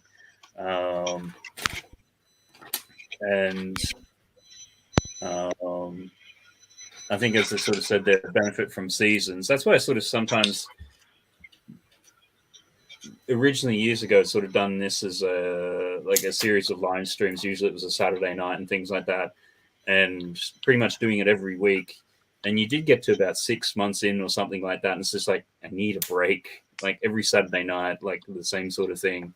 And that's where I was sort of looking at this as well. I'll keep on doing it to a point where if I need a break, then I'll consider it a season and go, right, I'm going to go take a break for a month or whatever it is. So it's to try to keep things going as such. But I mean, if because Nicole, you're still obviously doing things on Instagram. Are you sort of looking to do more on YouTube, or you're sort of comfortable with what you're at the moment? My plan is still to find a place on YouTube. I'm not really sure what it will be like. I'm torn between live streaming and starting as a recording of a live stream, like myself easing myself into the topic. Like I sit down, I start building, I pretend I'm live streaming without an audience, just chatting, and then upload the video. Maybe I'm going to do that first, and then once I'm comfortable with being on my own, I will then start live streaming and build at the same time. That's the plan so far. I'm not really sure whether I should do it on Twitch or whether I should do it on YouTube. Yeah, but change is a constant in life. I'm now, I think, since 2019 on Instagram, and there were challenges that I did with a friend of mine. Then we stopped doing that. It's I do every second week on Friday a live stream, but a really, really casual one on Instagram. It's things come and go on Instagram. Yeah. And I think Tex made a really interesting point here. I think it's easier to find interesting topics each week than an interesting guest. And I guess it's referring to the Brick Bods, having an interesting topic each week versus Cali Brick Click, which is trying to find the interesting guest.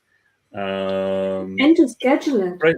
I very, very briefly did a thing like bringing people together, and finding people is one thing, but to organize it is a whole different ball game, because you don't want to have 3 lines up like, okay, if you can't make it, then I have this person, and this person is just standing by like an understudy in a theater. It's hard to schedule, and because life happens. If this person then isn't able to be there, you are all on your own all of a sudden. It's a job in itself, isn't it? Yeah. Sounds like project management.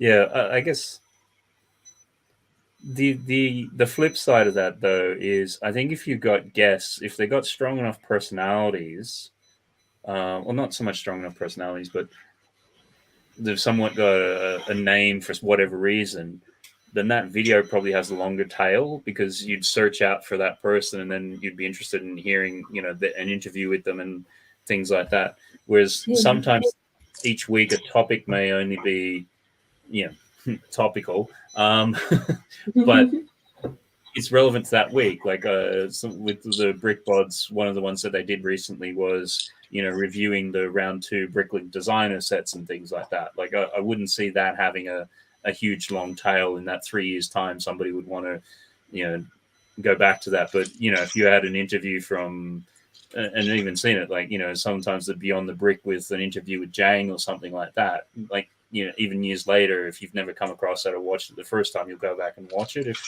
that kind of makes sense. Yeah, I guess there's a shelf life. Like I'm not going to be fussed about. I struggle to go through the Bricklink designer entries now. but speaking of Bricklink designer program, have you heard the news?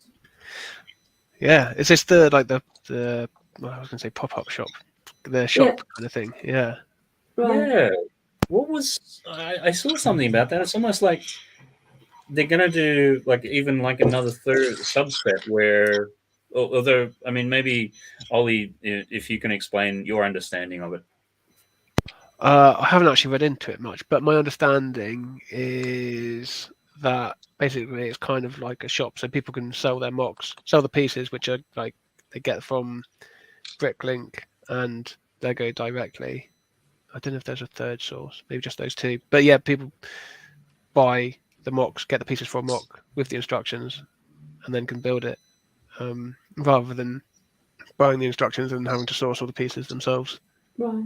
And I think you can choose whether you want just Bricklink or you want a mix of pub wall and Bricklink. Okay, cool. At least that's what I just tried to find out, and I read somewhere that this is an option. Whether that's really the case. Yeah, I haven't read like the announcement. I've seen people talking about it, and there seemed to be a little bit of ambiguity, maybe, or like having to interpret it in a certain way.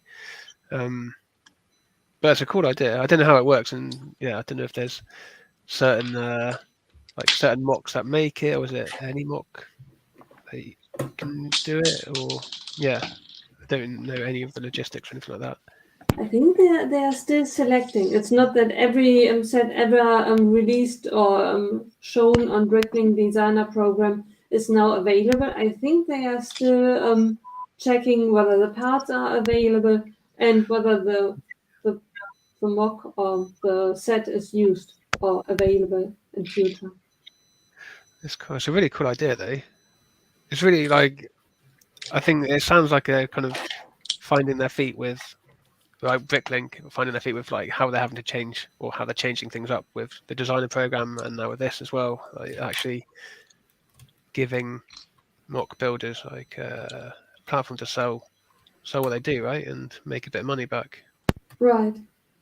I think some of the profits go to the designer as well.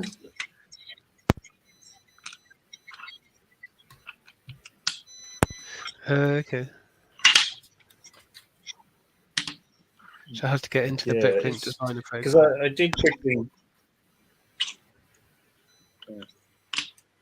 did quickly scan through or read through the announcement that they had, because it really wasn't clear as to how it was going to work. I mean, it's probably the sort of thing where they're still trying to figure out how it's going to work. But it almost, it did seem like, as what you're saying, it's like you could almost get like the instructions and the pieces all together as once or something. And then, I mean, the thing which threw me was when they said pop-up, because usually you think like if it's a physical store or something, like, you know, okay, it just pops up, it's outside Leicester Square, I'll walk along and get something. Like, but I don't think that that's really what it's going to mean. And then Billions Bricks, he's got one of the largest Bricklink stores in the UK. I think 400,000 or 500,000 pieces. So Lego Mock Shop is a trial only based on some of the sets from Bricklink Designer Program. Going to be interesting to see how it progresses. Quite a few Bricklink sellers are nervous. Just trying to see. Nervous in. Well, yeah, you'd have to source it from potentially like loads of different sellers. Like, I don't know. I wonder if there's communication, like coordination with sellers, like in terms of what pieces they'll buy in, and in that case, why would you do that? That's just adding in extra people, like, because you can't guarantee that that sellers are going to have the pieces. I'm guessing. I don't really know. But the sets are already there. The instructions are there. They know which pieces are needed. So, and it is within Bricklink. Wouldn't Bricklink be able to contact sellers like, can we have a cooperation if I now provide a shopping list to someone who wants to buy the instructions and the pieces? You have 80%, you have 20%. Let's come together. Yeah. Yeah. It's just, but like you said, that's okay if you know they've got all the pieces. It's having all the pieces, but then having all the pieces in quantity. Like, you can have all the pieces for like a set or maybe 2 or 3, but do you have them for 50? Do you have them for 100? Like, I don't understand the logistics on how that's going to work, because the challenge with Bricklink at the moment is when you have a list of, let's just say there's 20 pieces, and depending upon the rarity and blah blah blah blah, you're usually like having to do 2, 3, 4, 5 different bricklink shops, paying for 2, 3, 4, 5 lots of postage and things like that. So I think if there's a way that they can flatten it so that you can have instructions and somehow the pieces are easier to get with fewer shops that you have to deal with postage, that would be great. But how does that actually work? Yeah, be interesting to see how it works out. I wonder if they've actually got a good idea, or if they've kind of just floated it. You'd hope that they've, I don't know, I was going to say you'd hope that they've started forming a proper idea and figuring out logistics, but I don't know. It seems like one of those things where if bricklink sellers are nervous, it sounds like they haven't really been talked to too much, and you would think that they'd have to coordinate a lot. Like these are the people providing all the parts for what you're selling. Are there really big bricklink sellers, like Lego scale? Not really Lego scale, but really who have millions and millions, but they maybe have a cooperation with the big whales of bricklink sellers? If you just hold that thought for a moment, we've got somebody. It's in the Kerry room at the moment, and I better get her in before she gets too angry. Welcome along to Kerry Glyphics. How are you going this evening? I'm good, thank you. Hi, Holly. Hello. Hello there. How's it going? Nice to see your face. yeah. It's been a while coming, right? It has. Hi, Kerry. Oh, hello, Trevor. Hello, Lady McBrick. Hello, Matt. Yes, I've had a very stressful day. Oh no. I had somebody walk into the restaurant at 9:15, and I'm like, oh no, not again. Not again. Like, why is it always on a Thursday? Literally, I can get out and be home for 9:30 if somebody doesn't do that to me. But They didn't want dessert, did they? No, they didn't want dessert. They just sat there talking. I think it was a first date or something. I was like, get out. I thought it's maybe people out of the community who know that you are scheduled to be with us, and that they are timing it like, okay, it's what now is the time. Yeah. And next week, it's the first time I'm not on a close for absolutely ages, and then everybody's scheduled a D&D session, but it's like, oh no. Oh, we'll do it at 8 o'clock. I'm like, oh, for God's sake. So that'll be finishing at 10. I said, I need to leave at 10. I'm going home at 10 so I can join the stream. Right. It's like, all the days. Oh well, what can you do? Never mind. Anyway, what we're all building. So now we got Lady McBrick was doing. I'll go to Trevor because I remember he's doing a friend set. So he's doing a friend set. Brick is cool. Part, due to I'm building moving, making some future considerations, making things a little.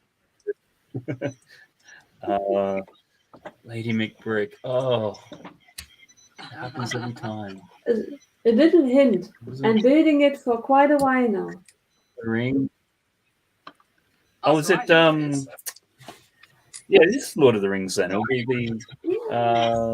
Rivendell. Yeah, let me show you. Oh, it's beautiful. Look at that roof. I have said to myself, if this house sale falls through, that's the first thing I'm going to buy. If your house sale falls through, you're going to get that. Yeah. It's really beautiful. I hope them slopes are all lined up. There is a technique which helps you. You just slide one of these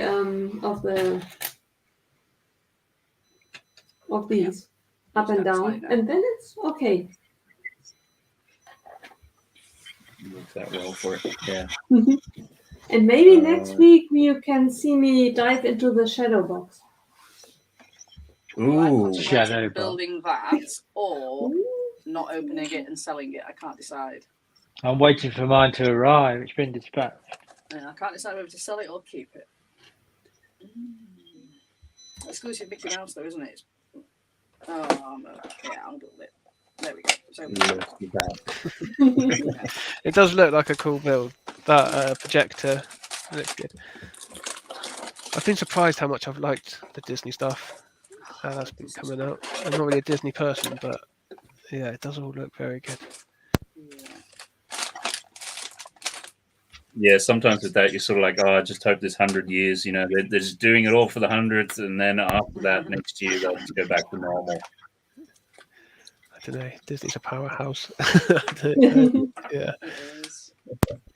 I'll tell you what, though. So I didn't want any of the Disney sets. Well, at first I didn't want any sets because I wasn't even going into the Lego store. I was actually at a geocaching event, and then my friend was like, should we go to the Lego store? It was in Sheffield, and I'm like, no, because I'll end up spending something, and I can't. I've already spent this month's quota. She's like, oh, it's closed in an hour. It's going to take us 20 minutes to get there, so it'll only be 20 minutes. And I was like, right, okay, but don't let me buy anything. Famous last words. And so when I got there was new pieces on the pick-a-brick wall. So I was like, well, I have to get something now. And I cannot believe how fast I packed 2 cups. I stacked 2 cups, and the last one I just scooped. I couldn't do it. They were packed really well from your photograph on Instagram. They were not packed like that. Right. Kerry would only give that a B. Yeah, D grade. definitely. So I packed one of them like that. Then the second one, I stood them all up and put them around because the friend was stacking them for me, but she was stacking them wrong. So that one was kind of stacked. And then the last one, I basically there was like the big rock work pieces, and I was just like shoving things in there. A lot of the pieces look like you can't stack them. Yeah, you these new ones, right? Like the slide pieces inside them, then putting them together. I'm like, this is ridiculous. And she went 10 minutes, and I'm like, oh. She went. The boss is not here. Just throw some extra pieces in. So I got like a handful of leaf pieces. So by the time I'd actually stacked the third cup, when I actually stacked it, when I got back home properly, I stacked them all properly. There's not that much missing. You know, it was like I was all right with that. It was like literally about this much that I could have probably got some stuff in. Yeah. But, I was like, I need that Disney. I'm here now. I may as well get the Disney thing. And she's like, I said, I don't want any of the Disney one. I went, Star Wars is Disney. She's like, no. So she said, Indiana Jones is Disney though. If you want to get an Indiana Jones set, I was kind of like swaying towards getting Hocus Pocus so I could get it. And then I was like, oh, I can't spend £210 this month. I'm not supposed to spend anything. So then she went, that's Disney. And I was like, oh, Temple of Doom set, Raiders of the Lost Ark set with a big ball. The hubby had already said, if you're going to get a set, you need to get that one. So I was like, well, he told me to get it. Looks awesome. What Indiana Jones is Disney? Indiana Jones is Disney. Has it always been Disney? Or did they don't know. buy it? It was included. Is it? Well, they bought Lucasfilm, which is obviously got it in there. Yeah. Which, yeah, it was a little bit, not so much annoyed about it, but about a month or two ago, because the kids had never seen any of the Indiana Jones films. So I went on to Disney Plus and thinking, okay, they bought Lucasfilms, they'll be there. They weren't there. So actually had to then go and like buy a physical copy of it and whatever. Oh, no. And then the movies come out. Isn't it on Amazon And they're there now. Oh, okay. They do that. They used to do that with I like think it's Marvel one of- when the new one came out. Sorry, but when the new it's Marvel kind of- film came out, the old ones had to stop being on like Netflix and all that. You'd have to buy it on DVD if you wanted to see the prequel. That is a pain. But it's kind of silly because, you know, you've got a generation which don't know about it. You've got a new film coming out. You've had some of these Lego toys coming out, and you haven't made it readily accessible. And then it's almost like the films come out now and it's struggling. So now we'll make it so that you can watch them and get caught up to speed. But it's sort of like, well, it's a bit late now. So, I didn't realise the film was coming out. It was out until like literally a day ago. I was like, oh, me and Mark will have to go to the, you know, it's summer sometime. We'll have to go to the cinema. And it's like, oh, it's already out. And I'm like, what? So I think we're going next weekend whilst we're away. So yeah. I've also got to book a different caravan site because. Sorry, just going back to.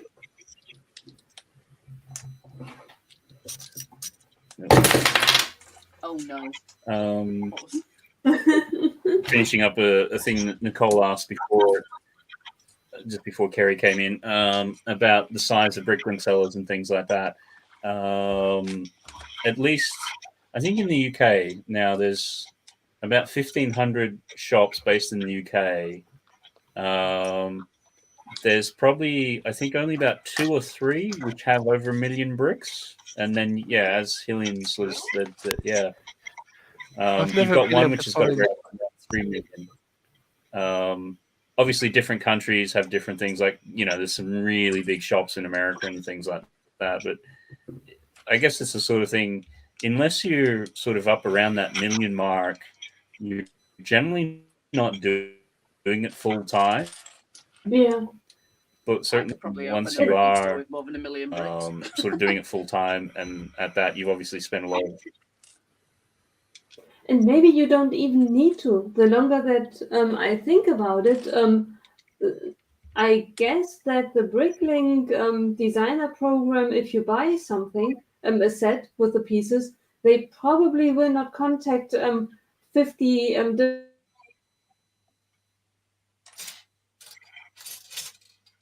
Oh no. You froze. Bricklink. No. I just thought that probably Bricklink will centralize all the pieces and then send it at once to you as a customer. So you don't really have to care whether there are 5 or just one seller selling it to you. So that Bricklink themselves organizes it. I wonder what the postage would be like, because that's going to, the postage cost alone on getting all those bricks to one place from different sellers will have to drive the price up further, right? Yeah, and then as Hillian's pointed out, also too, they're only going to consider the new bricks for it, because obviously you go into different stores and it could be a mixture of new and used. So certainly if you're taking out the used ones, which would make sense to some degree, that's really going to impact upon the number which are technically available. So hopefully they give us some more information a bit soon, because it seems to be a bit vague, and when you start thinking of the logistics of how it's going to work, it's like, how is it going to work? Yeah, I could see in places like if there's sellers in America that have loads of one piece, because I've not really been able to find like shops when I've been looking for pieces in bulk. It's been quite difficult to find a UK seller who's got as much as I want sometimes. So yeah, and these are fairly basic pieces, at least for a decent price, I guess. Right, but Bricklink is owned by Lego, right? So if they struggle to find a certain piece, or it would be very much effort going along, they still have their own stock. If it's easier to just take their own bricks, maybe they do it. This piece, I have never seen this piece before. I think it's from the Mario. Yeah, either that or like the dots sets, like they use them for like hold things in the back. Yeah. Do you know something? I have never ever used Bricklink before. Not even for your minifig? Really? No. Never. How come? I've got pieces off of friends. I've picked pieces up when I've been at my lug meets, because we have like the big Lego table where we all just pick things out. I've got bulk. I bought bulk, but I've never used Bricklink. I've bought direct from Lego before. Yeah. So when I get pieces, I buy them direct from Lego. I just have to wait for them. I've never used Bricklink. Yeah. No, that's a big part of why I don't use the Lego one. Is if I order something now, it might not come for 6 to 12 weeks. It's like, well, that's not helpful. Yeah, quite often I've forgotten what I wanted those pieces for when they've got to me. But It's a nice surprise, though. Yeah. Yeah. But yeah, it's We've had a couple people in the chat come out and say that those are the Dots picture holders, Kerry. Cool. But one thing, Ollie, talking about not being able to find pieces, what I find is if there's a particular piece that you want, you click on it, you click on the color, you go into price guide, and then there's a thing there to sort by currency. And if you're logged in and you hit sort by currency, it'll basically bring up all the ones which are in pounds, which are going to be obviously all the ones which are in England. And then when you're going down, you can then sort of go, okay, well, I need 300 of those. Okay, the first cheapest seller is this one here, which has 400. Yeah, okay. Because I guess I do a similar thing, but instead of sorting by pound, I'll just find ones that ship to that base in the UK, and then it's a long drawn out process of clicking through shops. I have the initial piece that I want, and then seeing what else they've got. So I'm not very efficient with that at all. What I would do as well is sometimes. Well, then what you can do if you haven't already is set up your wanted list. Oh, sorry.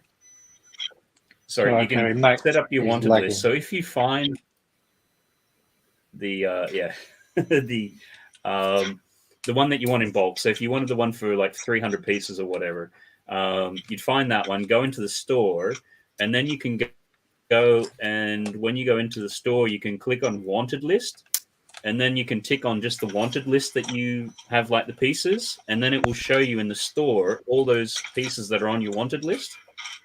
Okay, cool. I'll do that in the next time.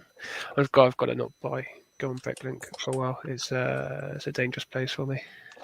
That's tomorrow then for you, Ollie. Not for 2 weeks. It's been longest stretch in a while. Yeah, what I was going to say is, what I would do as well is if there's lots of pieces that you want that are quite common, ask in Discord, because a lot of us have got quite a massive lot of a massive inventory of Lego, and you know we're not going to rip you off or anything. No, okay, yeah, that's a good shout. Yeah, I'll do that next time. What Discord is that? That's my Discord. You can add it to. I'll send you the link. Or we've got High Tea Toys' Discord as well, because that's where we all met. So, but yeah, I'll add you all to my Discord. How do I do that? I should have it there. You should be able to just send me an invite, which basically is generally a link somehow. I don't know how to do that. I'm a bit. Okay, cool. I'm echoing back to myself. What is going on? Copy link. Oh, I can do it. It's very easy. Let's put it on mute.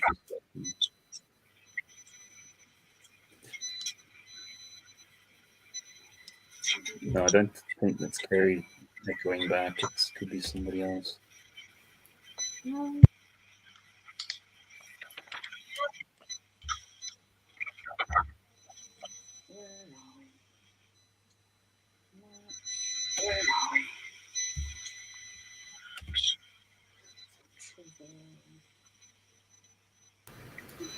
Yeah, I'm not sure with that.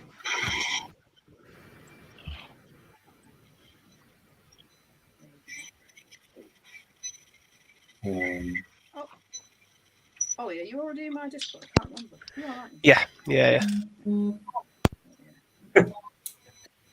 There you go. Cheers, thanks for that. I'll look for it a little bit later on. So I think we've probably been dancing around a little bit, but the Disney camera, which is coming out, obviously. What do we sort of think of it? Disney camera? I love it. I Okay, will hold my hands up day one for me.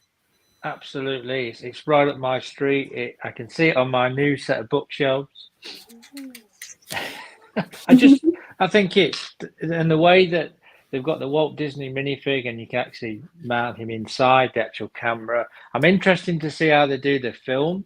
You know, all the elements of the film, how it wraps around. I think that looks a really neat feature. As soon as I saw it, I know they're only leaked images. I haven't seen any really like high res ones. Although I did come across a couple today that were better quality than yesterday to look at. I just really, really like it. It's right up my street. I think they've done a really, really nice job. Yeah, that's the one. Yeah, that's beautiful. Yeah, it's really cool. I'm a fan. They've done a really good job, and with the film canisters, they've done a clever in making that into the 100 for 100 years of Disney. I just love it. I really do. So that film tape looks like, you know, the strip that they use for the Fender Stratocaster, the guitar strap. It looks like that. Okay. Right. Okay, that's interesting. Is it like semi-transparent? Can you see through it? It's not like. Is that just like no, it's got pictures on it? Right. Okay. It does. Oh, I think it's around 800 pieces, but I'm not sure. Is it for release in September? I'm not too sure. 11 pieces. So if that's leaked, then Gringotts should be leaked soon.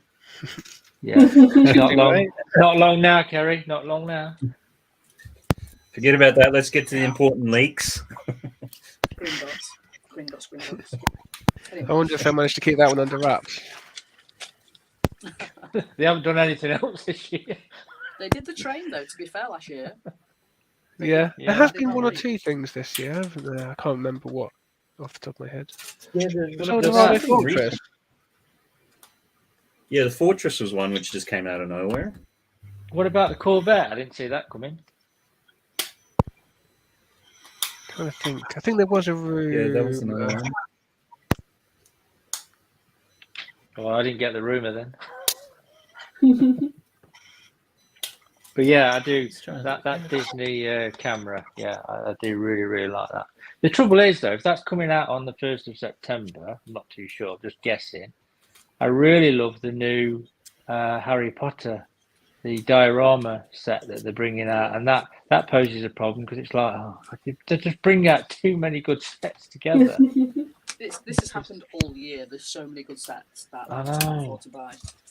It's like I'm thinking, right, I want the Hogwarts, the diorama set, because I really like them, and then all of a sudden, if the camera comes out, you think I really want the camera as well. Yeah. Lego, stop doing it to me. What's the? I mean, Sorry. I can generally. What's the diorama set? It's the Hogwarts Castle, but it's called Hogwarts Castle Grounds and Grounds. It's got all the grounds to it as well. It's a beautiful set. I love that one as well. It's the sort of medium-sized castle. Okay. Yeah. Good. Done a really good job of that. It's awesome. You ever thought about that, Ollie, in creating like micro scale or sort of miniature scale mocks? That is one of the ones that blows my mind on how people do it. It is amazing what you can do. You don't think of it, do you? No, like it's ridiculous parts usage. No. I mean, I'd love to know how to do it, but I've never thought to do it myself. I think that's my brain There's would break. somebody on Facebook that does them with the Harry Potter ones. Every single time a Harry Potter set comes out, he'll do it in micro scale. It's really good. Oh, nice. There's that like Berlin one as well, like the whole of Berlin on micro scale, which is amazing. I think he's been making it for 4 years or something. I think it's 4 years. Well, look what they did with the Disney 100 little castle. I mean, that amazed me, and the nice little base plate. Yeah, but then they did that haunted house one, and it was rubbish.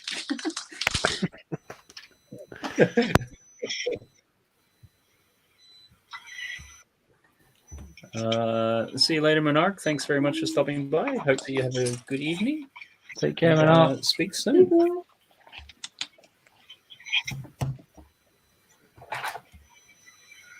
And I haven't said hello to Cardmaker yet. Great to see you around. I know you've been here for a little bit.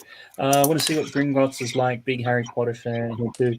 I think the interesting thing with Gringotts for me is going to be how close it comes out to the revamped sort of thing in the Leicester Square London store. It's sort of like, is it going to be such an Easter egg that was staring us in the face for like months beforehand? Definitely without a doubt. Because if you remember last year when they did that party thing in the summer, and they were stood there and they didn't give us any information at all about anything to do with Harry Potter. They were just talking about the old sets, and they were stood in front of the Hogwarts Express in Warner Bros. Studios. And we were like, damn it, why have they not given us any information about the new Gringotts that came out? And then they announced a train about 4 weeks later. But oh yeah, so they did actually they did drop an Easter egg. So I reckon, and then literally they started building, because if you think about it, Leicester Square only opened in September. No, August. Just as the train came out, didn't it? It was like a couple of weeks after. So I think that is definitely an Easter egg for Gringotts. But in my head, anyway, that's what it is. If not, then They might have shot themselves in the foot. It has to be, right? Because if they bring out something that's different, then they've built it into the flagship store. Wrong. We'll turn into Star Wars fans. No! We want a 5 for this battle pack.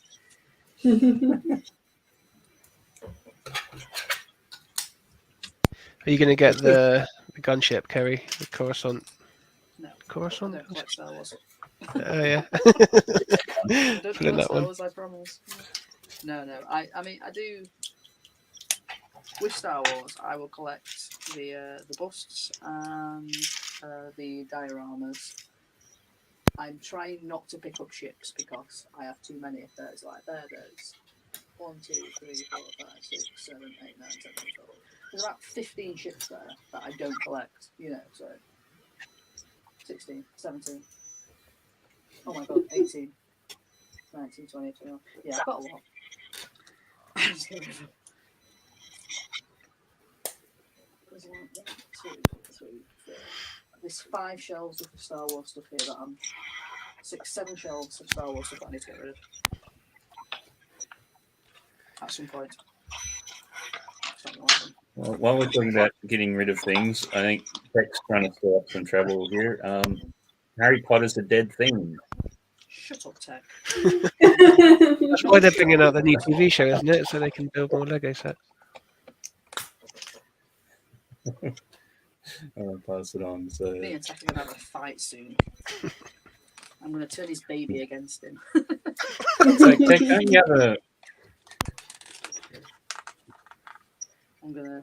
Don't you have a member stream to do or something, or a mock that you need to take the base plate apart and put it back together again? We've all been there. How's your cinema going, Tech? Tech turns it into a fine art. Somehow he manages to drag it out for about 6 streams. No, I'm just kidding. I've decided that I'm not going to mock on stream anymore because I don't think it's good when I mock. I tend to not talk to people because I'm trying to concentrate. So yeah, people thought I was poorly because I was so quiet. It's like I was just concentrating.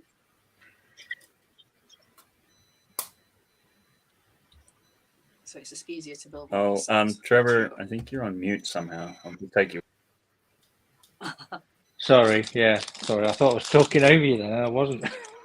I was just saying, I find Tech's streams at the minute really interesting because coming from somebody that hasn't really made a mock, and the same with Ollie with his Instagram posts, and I'm learning all the time. And I think one day, I will progress and I'll try my hand at doing a mock. But they're really interesting the way you watch different techniques and the way you build. So I'm picking up a lot from all these streams, I must admit. So next. Sorry, and then Ian chimes in. I hear they're retiring Monkey Kid and Harry Potter to make a space for a video relaunch. No, absolutely not.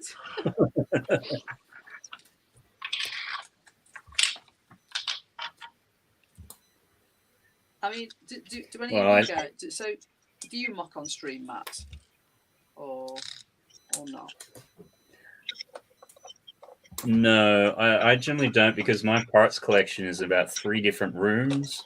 So That'd be a pain. it's kind of like I spend half the time just going, oh, just go get that bit from over there and this bit from over there. And I found it like when sort of like hosting these streams and things like that, I think a couple of weeks ago, I tried to, build like an old set on stream, which was like this one.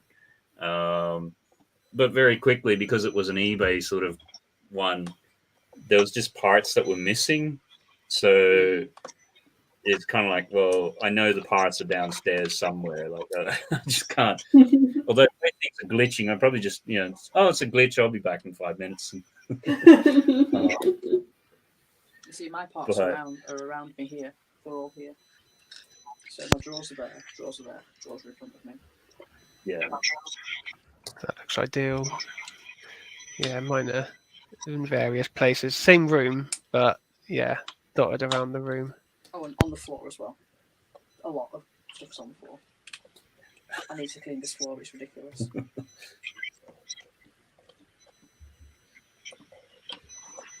I mean, you sort of mock on the stream though, Kerry, at times. Yeah, so I do some mocking streams, but I find it hard to communicate whilst I'm mocking at the same time, unless I've got a plan in my head. Yeah. So I think I've decided that those streams aren't as interesting as when I'm not mocking. I'm just building a set and going, oh, look at this! Getting overly excited about the set, so... A bit more where the instructions are there and you can just follow them through pretty easily. Especially if, because I obviously stream on my own, so you've got to kind of keep up the chat. I think you do really well with what you do, though, Kerry. I must admit. I can multitask. I think it's you've got to be able to multitask if you're going to stream on your own. And I think no disrespect and being sexist, but some men can't do that. I was just about to say something like that. It's like, okay, so we're only having women streaming by themselves because men are useless at that stuff. Well, my hubby, he can't multitask. He's one of those people that he has to stop tying his shoelaces to be able to talk. So you can't do both at the same time. He knows this. Oh, this one's cute. So I've got a Mickey Mouse tile, a little desk, and that tile is very cute. There, look. Oh, yeah. That's amazing. Yeah. Is this the first GWP that's actually got a light brick? Has it got a light brick? Oh, it has. Yeah, should have. I didn't even notice. Yeah. So that's the first bit. What a cake. Oh, and it connects. Didn't even realise. Yeah. So on to number 3. He's got loose what was pieces. suspending He's got threshold like for that? Sorry? 95. £95. So it's quite a decent spend as well, considering some of them have been ridiculous. Oh, Houses of the World has been a bit of a joke. Oh, I've not even bothered with those. I've got one of those somewhere that I'm going to sell because I didn't really want to. Yeah, same. I already sold one and I got another one, and I thought, I've got to sell another one though. How much did you sell it for? I think 25 quid and postage, maybe 20 quid and postage. I need to check. I'll try that. Oh, it has got a light brick. Excellent. Yeah, it kind of projects, I think.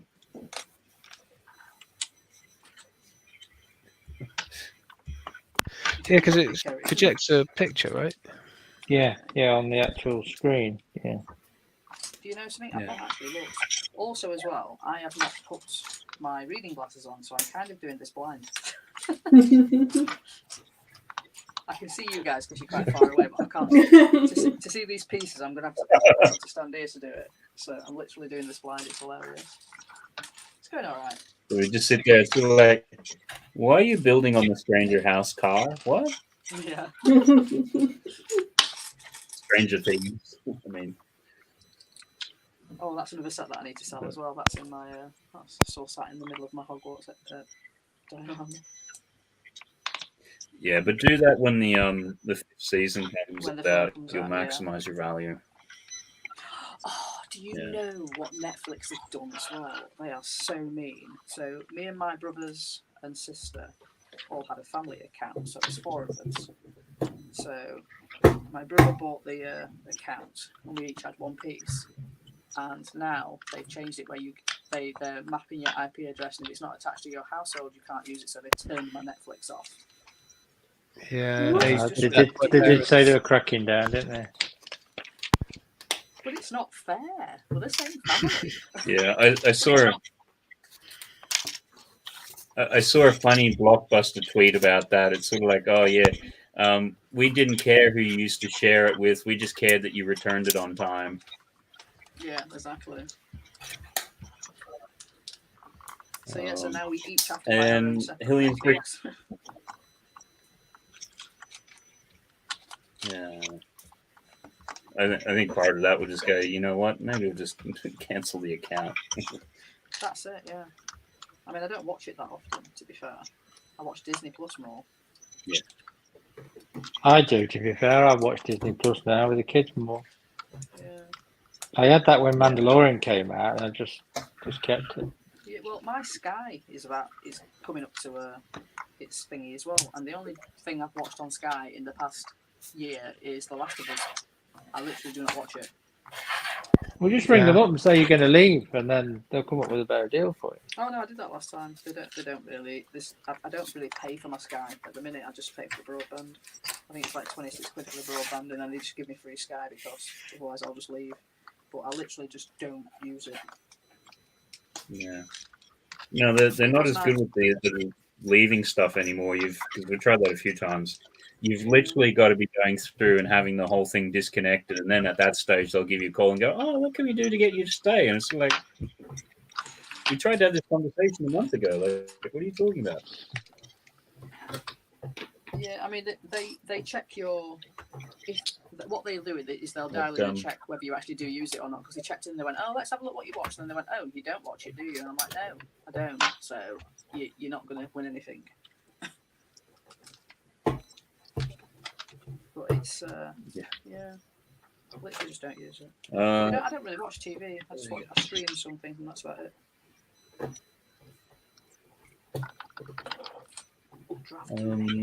Hillian's Bricks wasn't here at the beginning of the streams. Not sure if it's been covered. Anyone going to Comic-Con / Brick Festival in Olympia on Sunday? I'm not, so actually going away somewhere else. Trevor, have you? No, I'm not. Kerry, you? I didn't even know there was one, to be fair. Where is it? Olympia? Where's that? Is that somewhere in London? Yeah, I have been there, but I can't remember what area it is. I think it's southwest.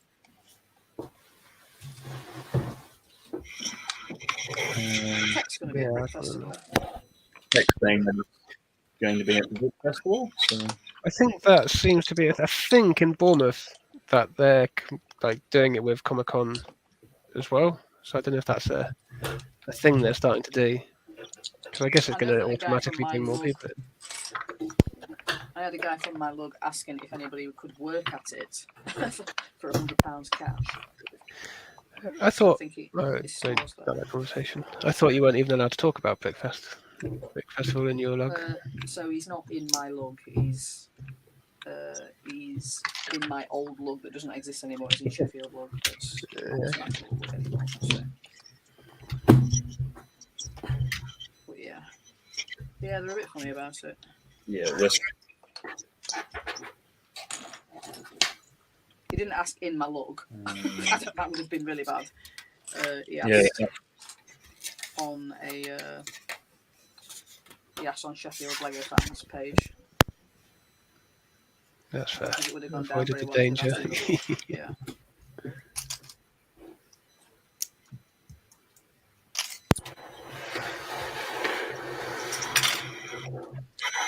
These Mickey ears, are these going to be Mickey Mouse?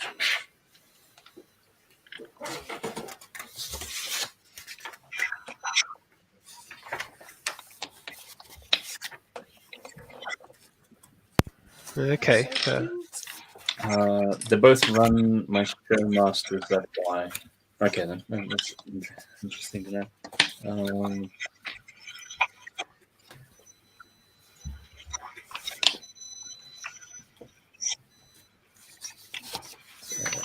Yep, Fred, Tech loves his clones, so if you've got a good supply of clones, Tech might buy some.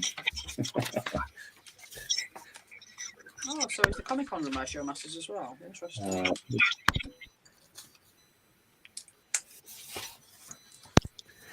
What's banning from Lugbulk? Yeah. Sorry?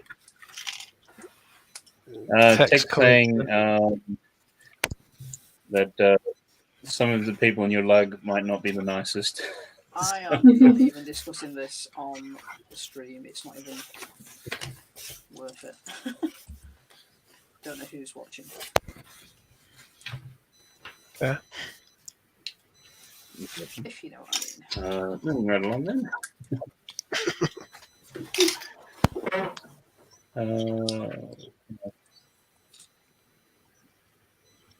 Needless to say, my lug are very nice.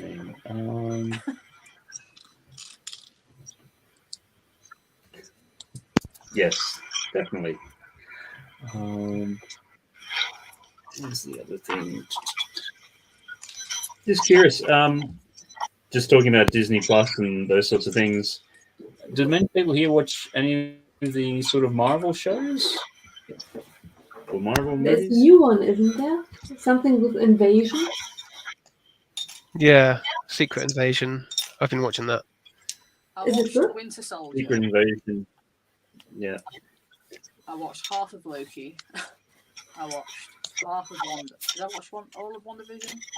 But I'm not really massively into Marvel that much. I watch all the films. But Oh yeah, I'm enjoying Secret Invasion so far. I think because I can quite into the comics and like periodically get the Marvel app and read a bunch of comics and read Secret Invasion, so I'm intrigued to see what they do with it. Yeah, it's a cool like series, at least in the comics. So it'd be, yeah, I'm enjoying it so far. It's quite a bit spy-y as well. Okay.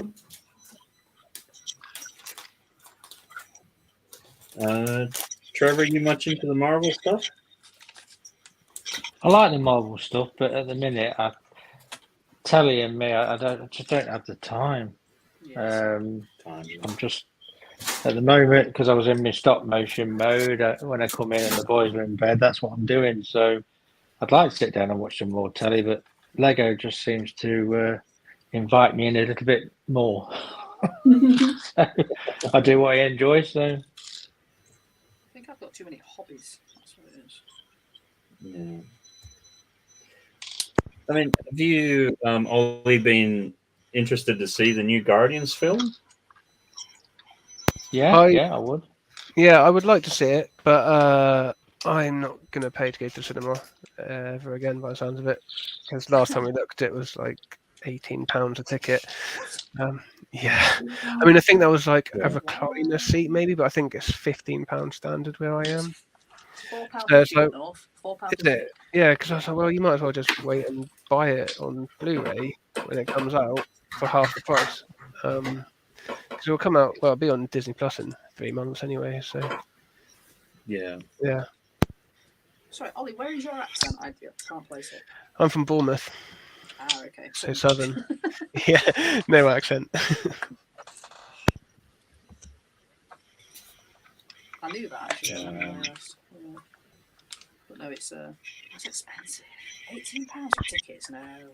Yeah. Why is there when you're going with somebody as well? It's like obviously you pay double.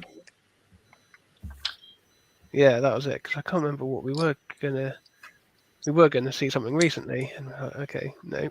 I just looked and straight away, no, absolutely Is not. that with or without snacks? That's without anything. That's just the ticket. Like, wow. £18 for a ticket. I will pay £400 for a Lego set.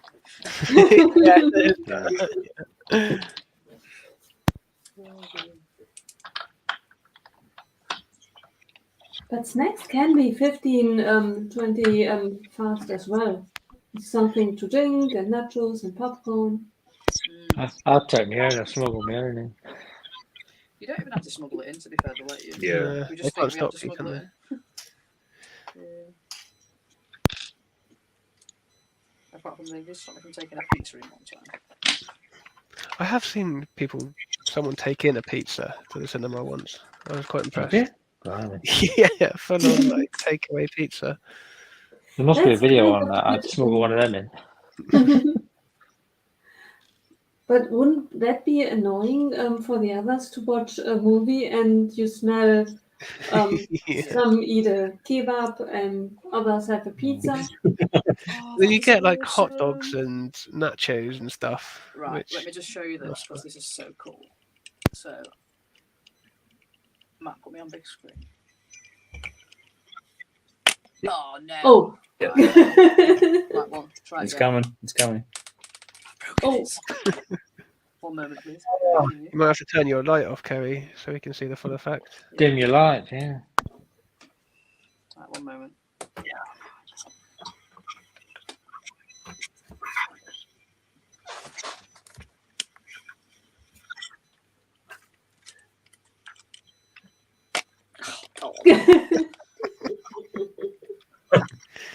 Right. Oh, you can't see it. So it does actually show up the picture on there, but you can't really see it. That's so annoying. It's clever though. Clever design. Yeah. So I can see the picture when I press it, but it's Mickey Mouse's head. Oh, that's a shame, yeah. So it's not going to work. It's not very sturdy. It's supposed to be, but it's on a. Let me just put a piece down there so it stops snapping. I was gonna say, every time you pushed it down, it's like broken it in half. It's almost like that's the feature. Yeah. No, so obviously it's supposed to be flat when you're pressing it. That's the thing. So there we go. Oh no, it's too bright. So it is Mickey Mouse's head. Oh well, never mind. We believe you. Great Oh, feature. isn't it? Yeah. It's a really cool idea. Are you glad that you opened and built it? Oh yeah, definitely. It's not very often they give you a light brick in a GWP, is it? Yeah, that's true. You've got plenty. You've got a couple of light bricks in your back book, cave, Nicole.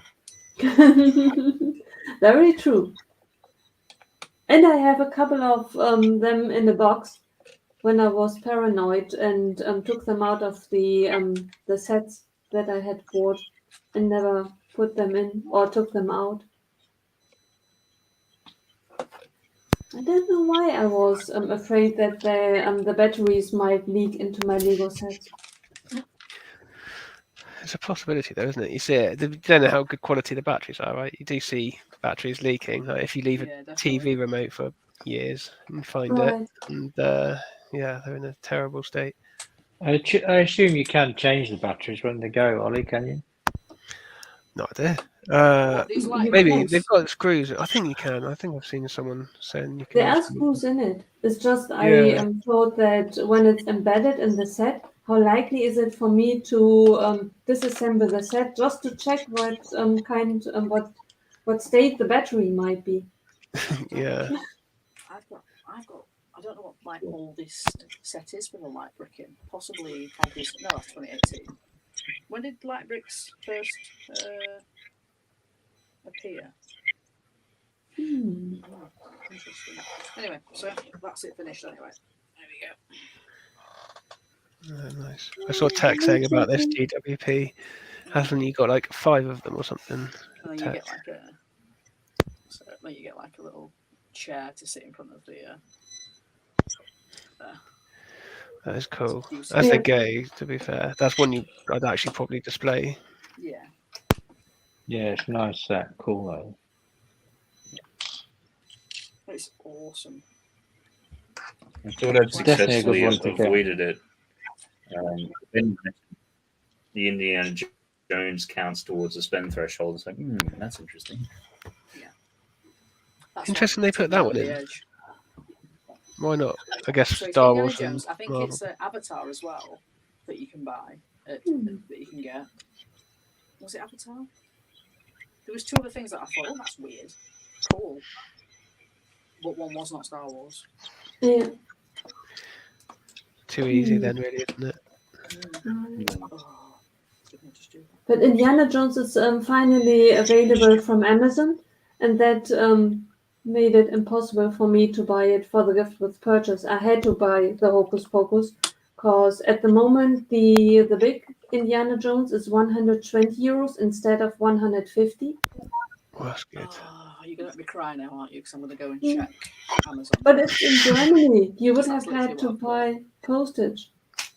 Let's have a look. I got that one on AFOL Day. Was it Temple Run? With the big Indiana Jones one. It looks awesome. Yeah. I've got that to build actually. Well, I've got that It's the set. same price at the minute. This is me who said I am definitely not getting an Indiana Jones set because I don't want to start another series. Yeah. Well, there may not be anymore. That's all right then. Could be. At least I started with the expensive one first. Right. So that's The plain one's good. The plain one's a really good deal. Yeah. And it's discounted on Amazon Germany too. At the moment, 26 instead of 35. Oh, that's insane. Yeah, that's really good. I've only built the car, and the car's awesome. I need to build the plane. I like that the main minifigures are in that set. It's the cheapest one, and the ones that I like best are in that set. Yeah. I definitely wanted to show, what's his name? James Bond? Sean Connery. Sean Connery. Oh, yeah. Oh, so you can put pictures on them as well. Oh, that's cool. Yeah, there's pictures holders on behind. I think at least two of them, if I remember. Yeah. So I've got Disney pictures from when I went to Disney that I will probably pop on there. That'll be cool. Oh, I've got a picture of me with Mickey Mouse dancing. Yeah. Having a boogie on my birthday. And my husband stood there going, oh my god.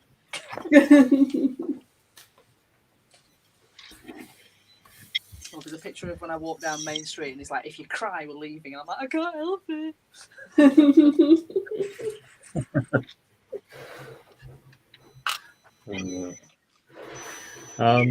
I think we're starting to push up against the 3-hour mark, so we might just sort of start winding it down a bit, go through, see what everyone's been building or disassembling or whatever, and anything coming up on your channel, social media, anything you want to give a plug to. So where should we start today? Maybe start with Nicole.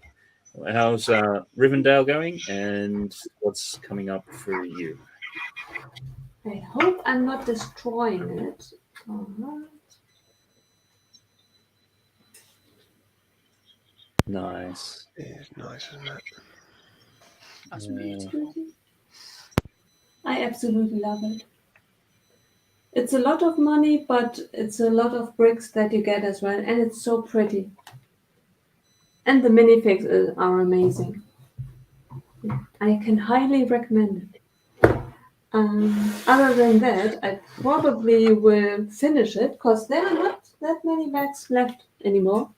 So tomorrow I probably will be live streaming on Instagram with Sir Awesome Fishy.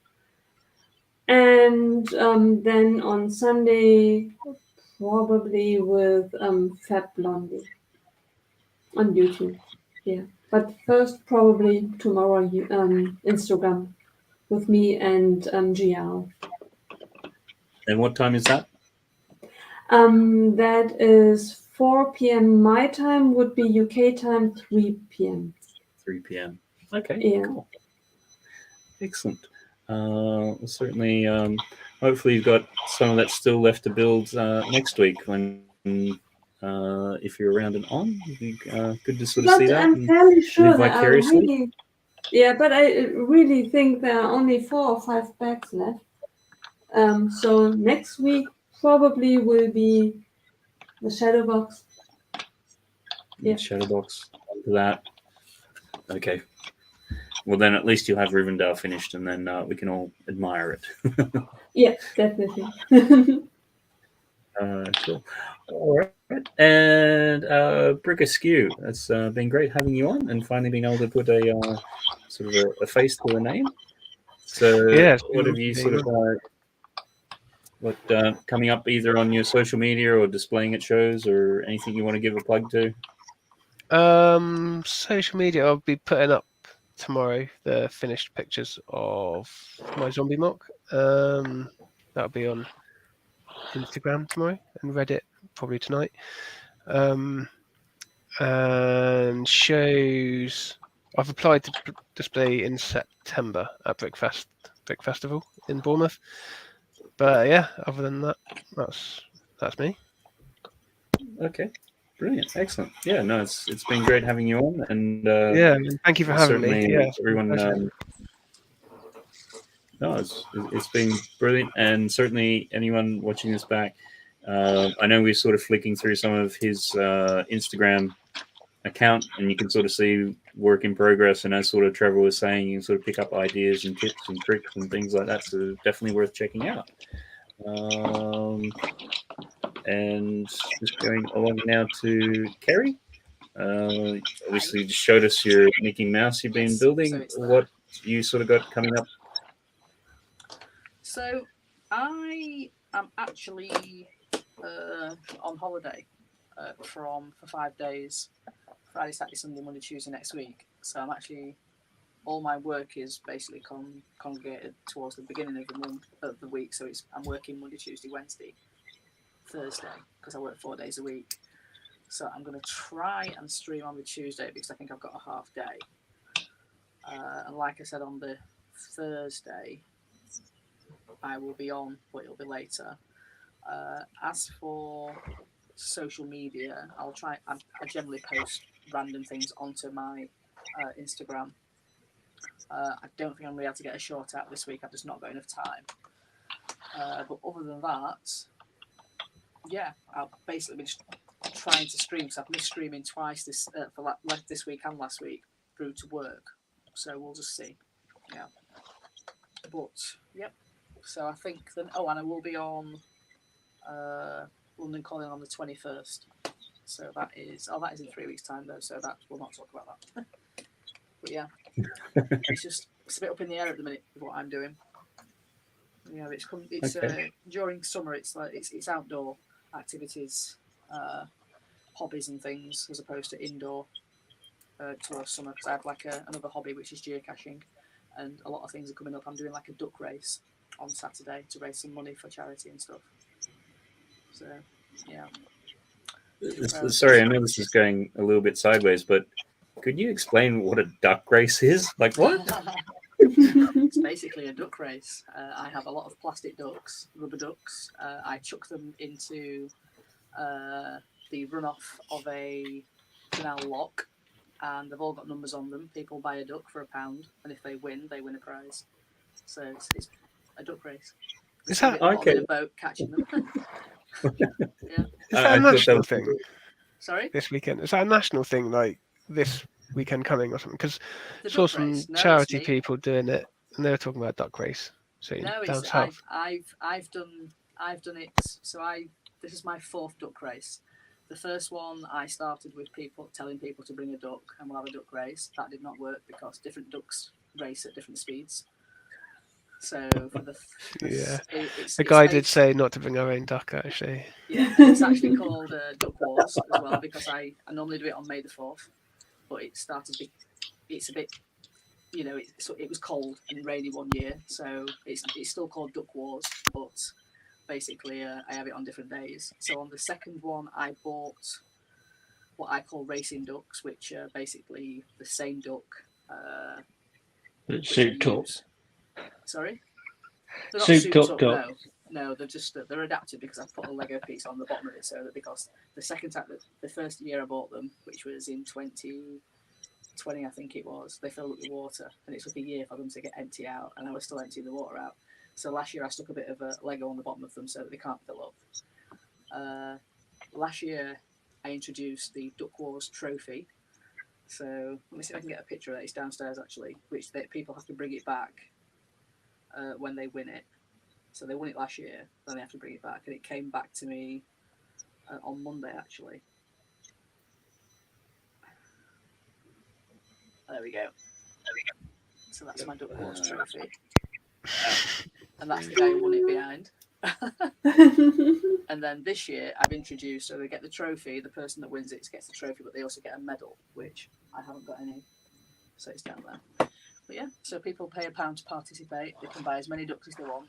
There's 40 ducks to a race. We normally have 3 races, and then I have a bit of a raffle and raise some pennies.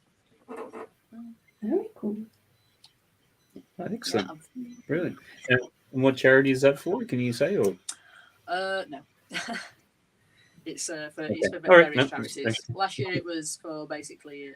Last year it was we had a geocacher that passed away from cancer, so we did it for a cancer charity. This year we're raising money for the actual mega, and it just depends on which charity we're gonna pick up on each, and we don't want people asking for us to do it. It's a personal choice. So. Yeah. No, that's fine. Cool. All right then. Yeah, no, just initially when you said duck race, it's sort of like, is that some sort of code name for something technical, geocaching or something? It's rubber duck race. Yeah, I just basically. What's written on the tin? Yeah, duck race. So we're like Oh, a cool. canal. The locks that you get the boats going. Yeah. So at the side of it, they have a runoff for all the water, because basically when the boat rises, the water gets bigger, and there's a runoff at the side of it. And we do it down the runoff. It's quite a long one, so somebody always ends up in the water. It's always fun. It was me last year. Yeah. And we get the kids involved. We gave one of the children a net last year, and he caught the ducks before they got to the end, so that was some controversy. So he's banned from using the net this year. We had to rerun the race. It's so much fun. I threaten to chuck at least 2 children in the lock every year, because I'm not a massive fan of kids, and yeah, it's normally Warren, my friend's little boy. It's like, you are going in this lock if you do not shut up. I've never thrown one in yet, but yeah. There's still time. Yeah, there's always time for a we're going first. axe throwing, so yeah, that's going to be fun. Cool. Alrighty then. And then going along, Trevor, where have we gotten up to tonight, and what's sort of coming up on your channel / social media? This is the Friends kitchen set. Very nice. Cool. Yeah, cool. I love the curved steps. Yeah. That's how they do the. That's really clever for the banister. Yeah. And then you've got all the oven. Health and safety, though, people are going to fall out of that. Got an ordering machine, and then obviously you've got the eating area at the top.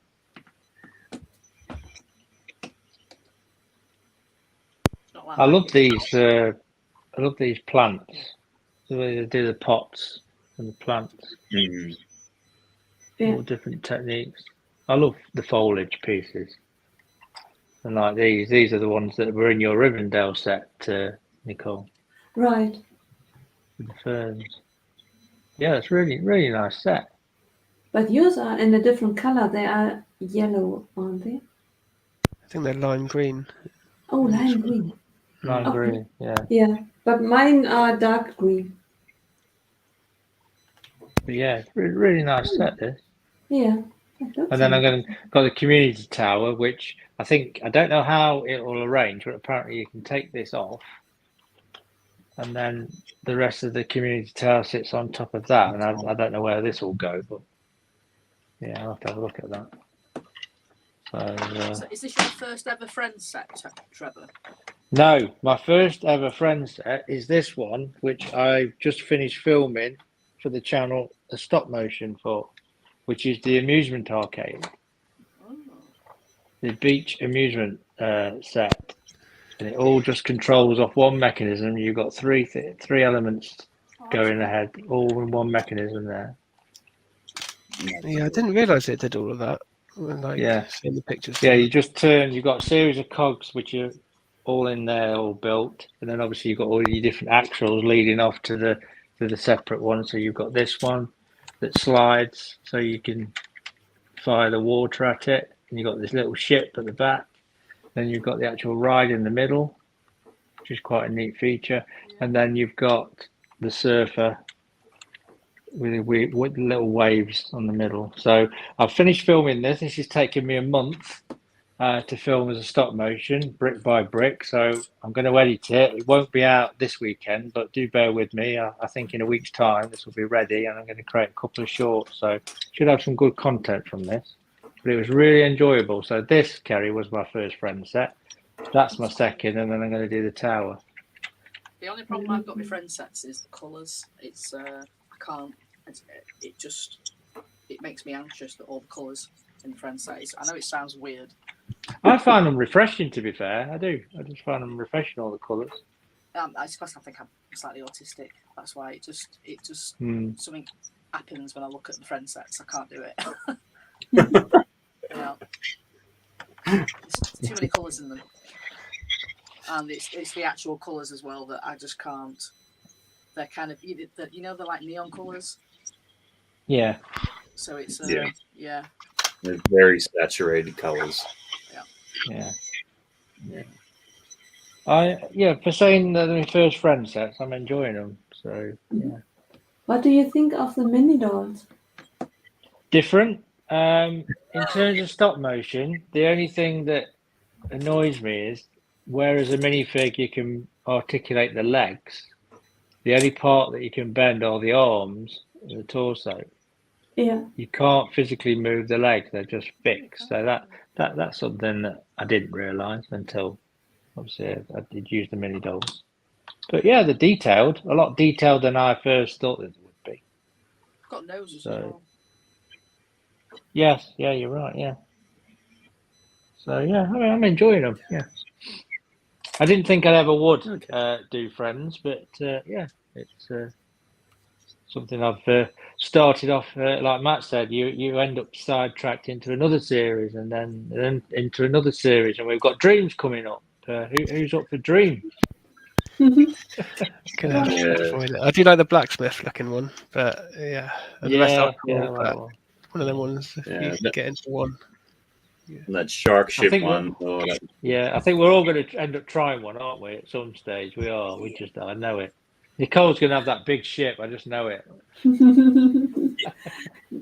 Could be. So we sat down with the boys and we've watched through the whole series and everything like that. So they're certainly keen to get a couple of the sets, and I think it's everyone seems to like their own little different things. Like, one of the kids wants one or two of these ones, and then one of the other ones is a couple of different ones, and I want something different. There's good variety there.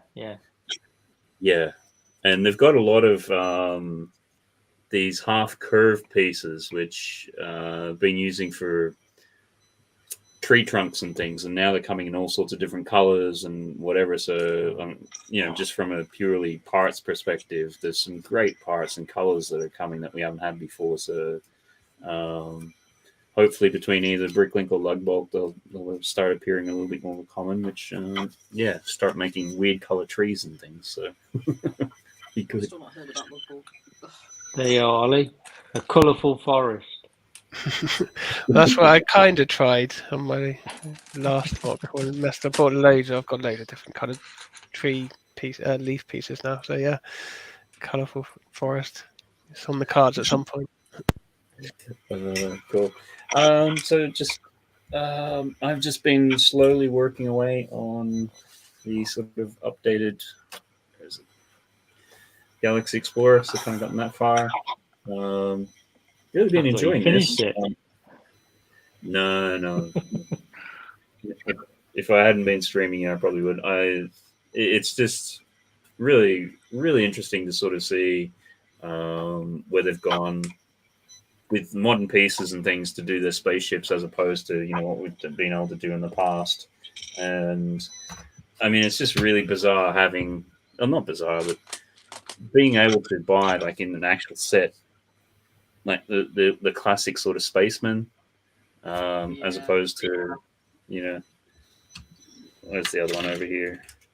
So that's a modern one, and then that's one from the 80s. So apart from a coat of paint, they're pretty similar. But so yeah, lots of nostalgia, and then also too just enjoying the build and not, you know, just hurtling through it to get it done sort of thing. So which is nice. As for me, I don't think I'll get a short this weekend. Just depends on tomorrow, but I don't think so. Otherwise, back next Thursday for the stream as usual, starting at 8:30, and I'm trying to get out another video which has been sitting in sort of development hell for ages. Just got to go through and try to get the voiceover. So maybe I'll get that late next week or something. But yeah, stream next week, and I think that's pretty much me as such. I think, as I was sort of saying earlier, a couple of us are already on the new Threads thing. I'm sure a couple of the others may come along, so certainly check out everybody on there. People's descriptions and links are down in the video below. The usual sort of thing: share, like, and subscribe. Thanks very much to everyone who came along tonight. Always great to see people in. It's been quite chatty and good crowd. So we've had Brickscene, Bricks and Stuff, Sire Connor, Bossman, Omega Man, Tyson, Throwbridge, Brickbods, Mini Brick, Minifigure Who, Card Maker N1, Planet Tech, Ian Brickbod, the Brickbods, Hillian's Bricks, and Cabbage Face, and there's probably a couple others I haven't quite got in there. I think that's good. Is there anybody who's got any last little things they want to get in and say? No, just stay creative, everybody. Right. Have a great weekend. Gringotts, Gringotts. Yeah.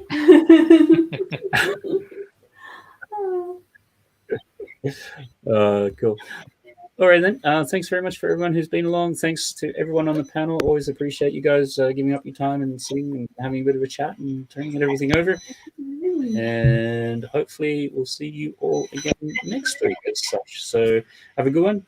Bye. Bye.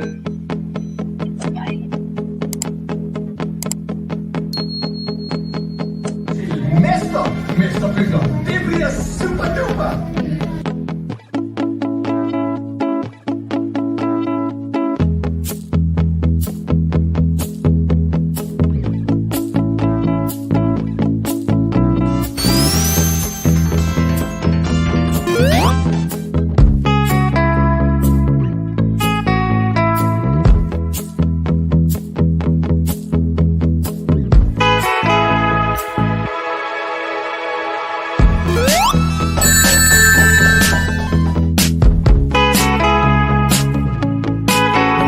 See ya. Good afternoon, good evening, and good night.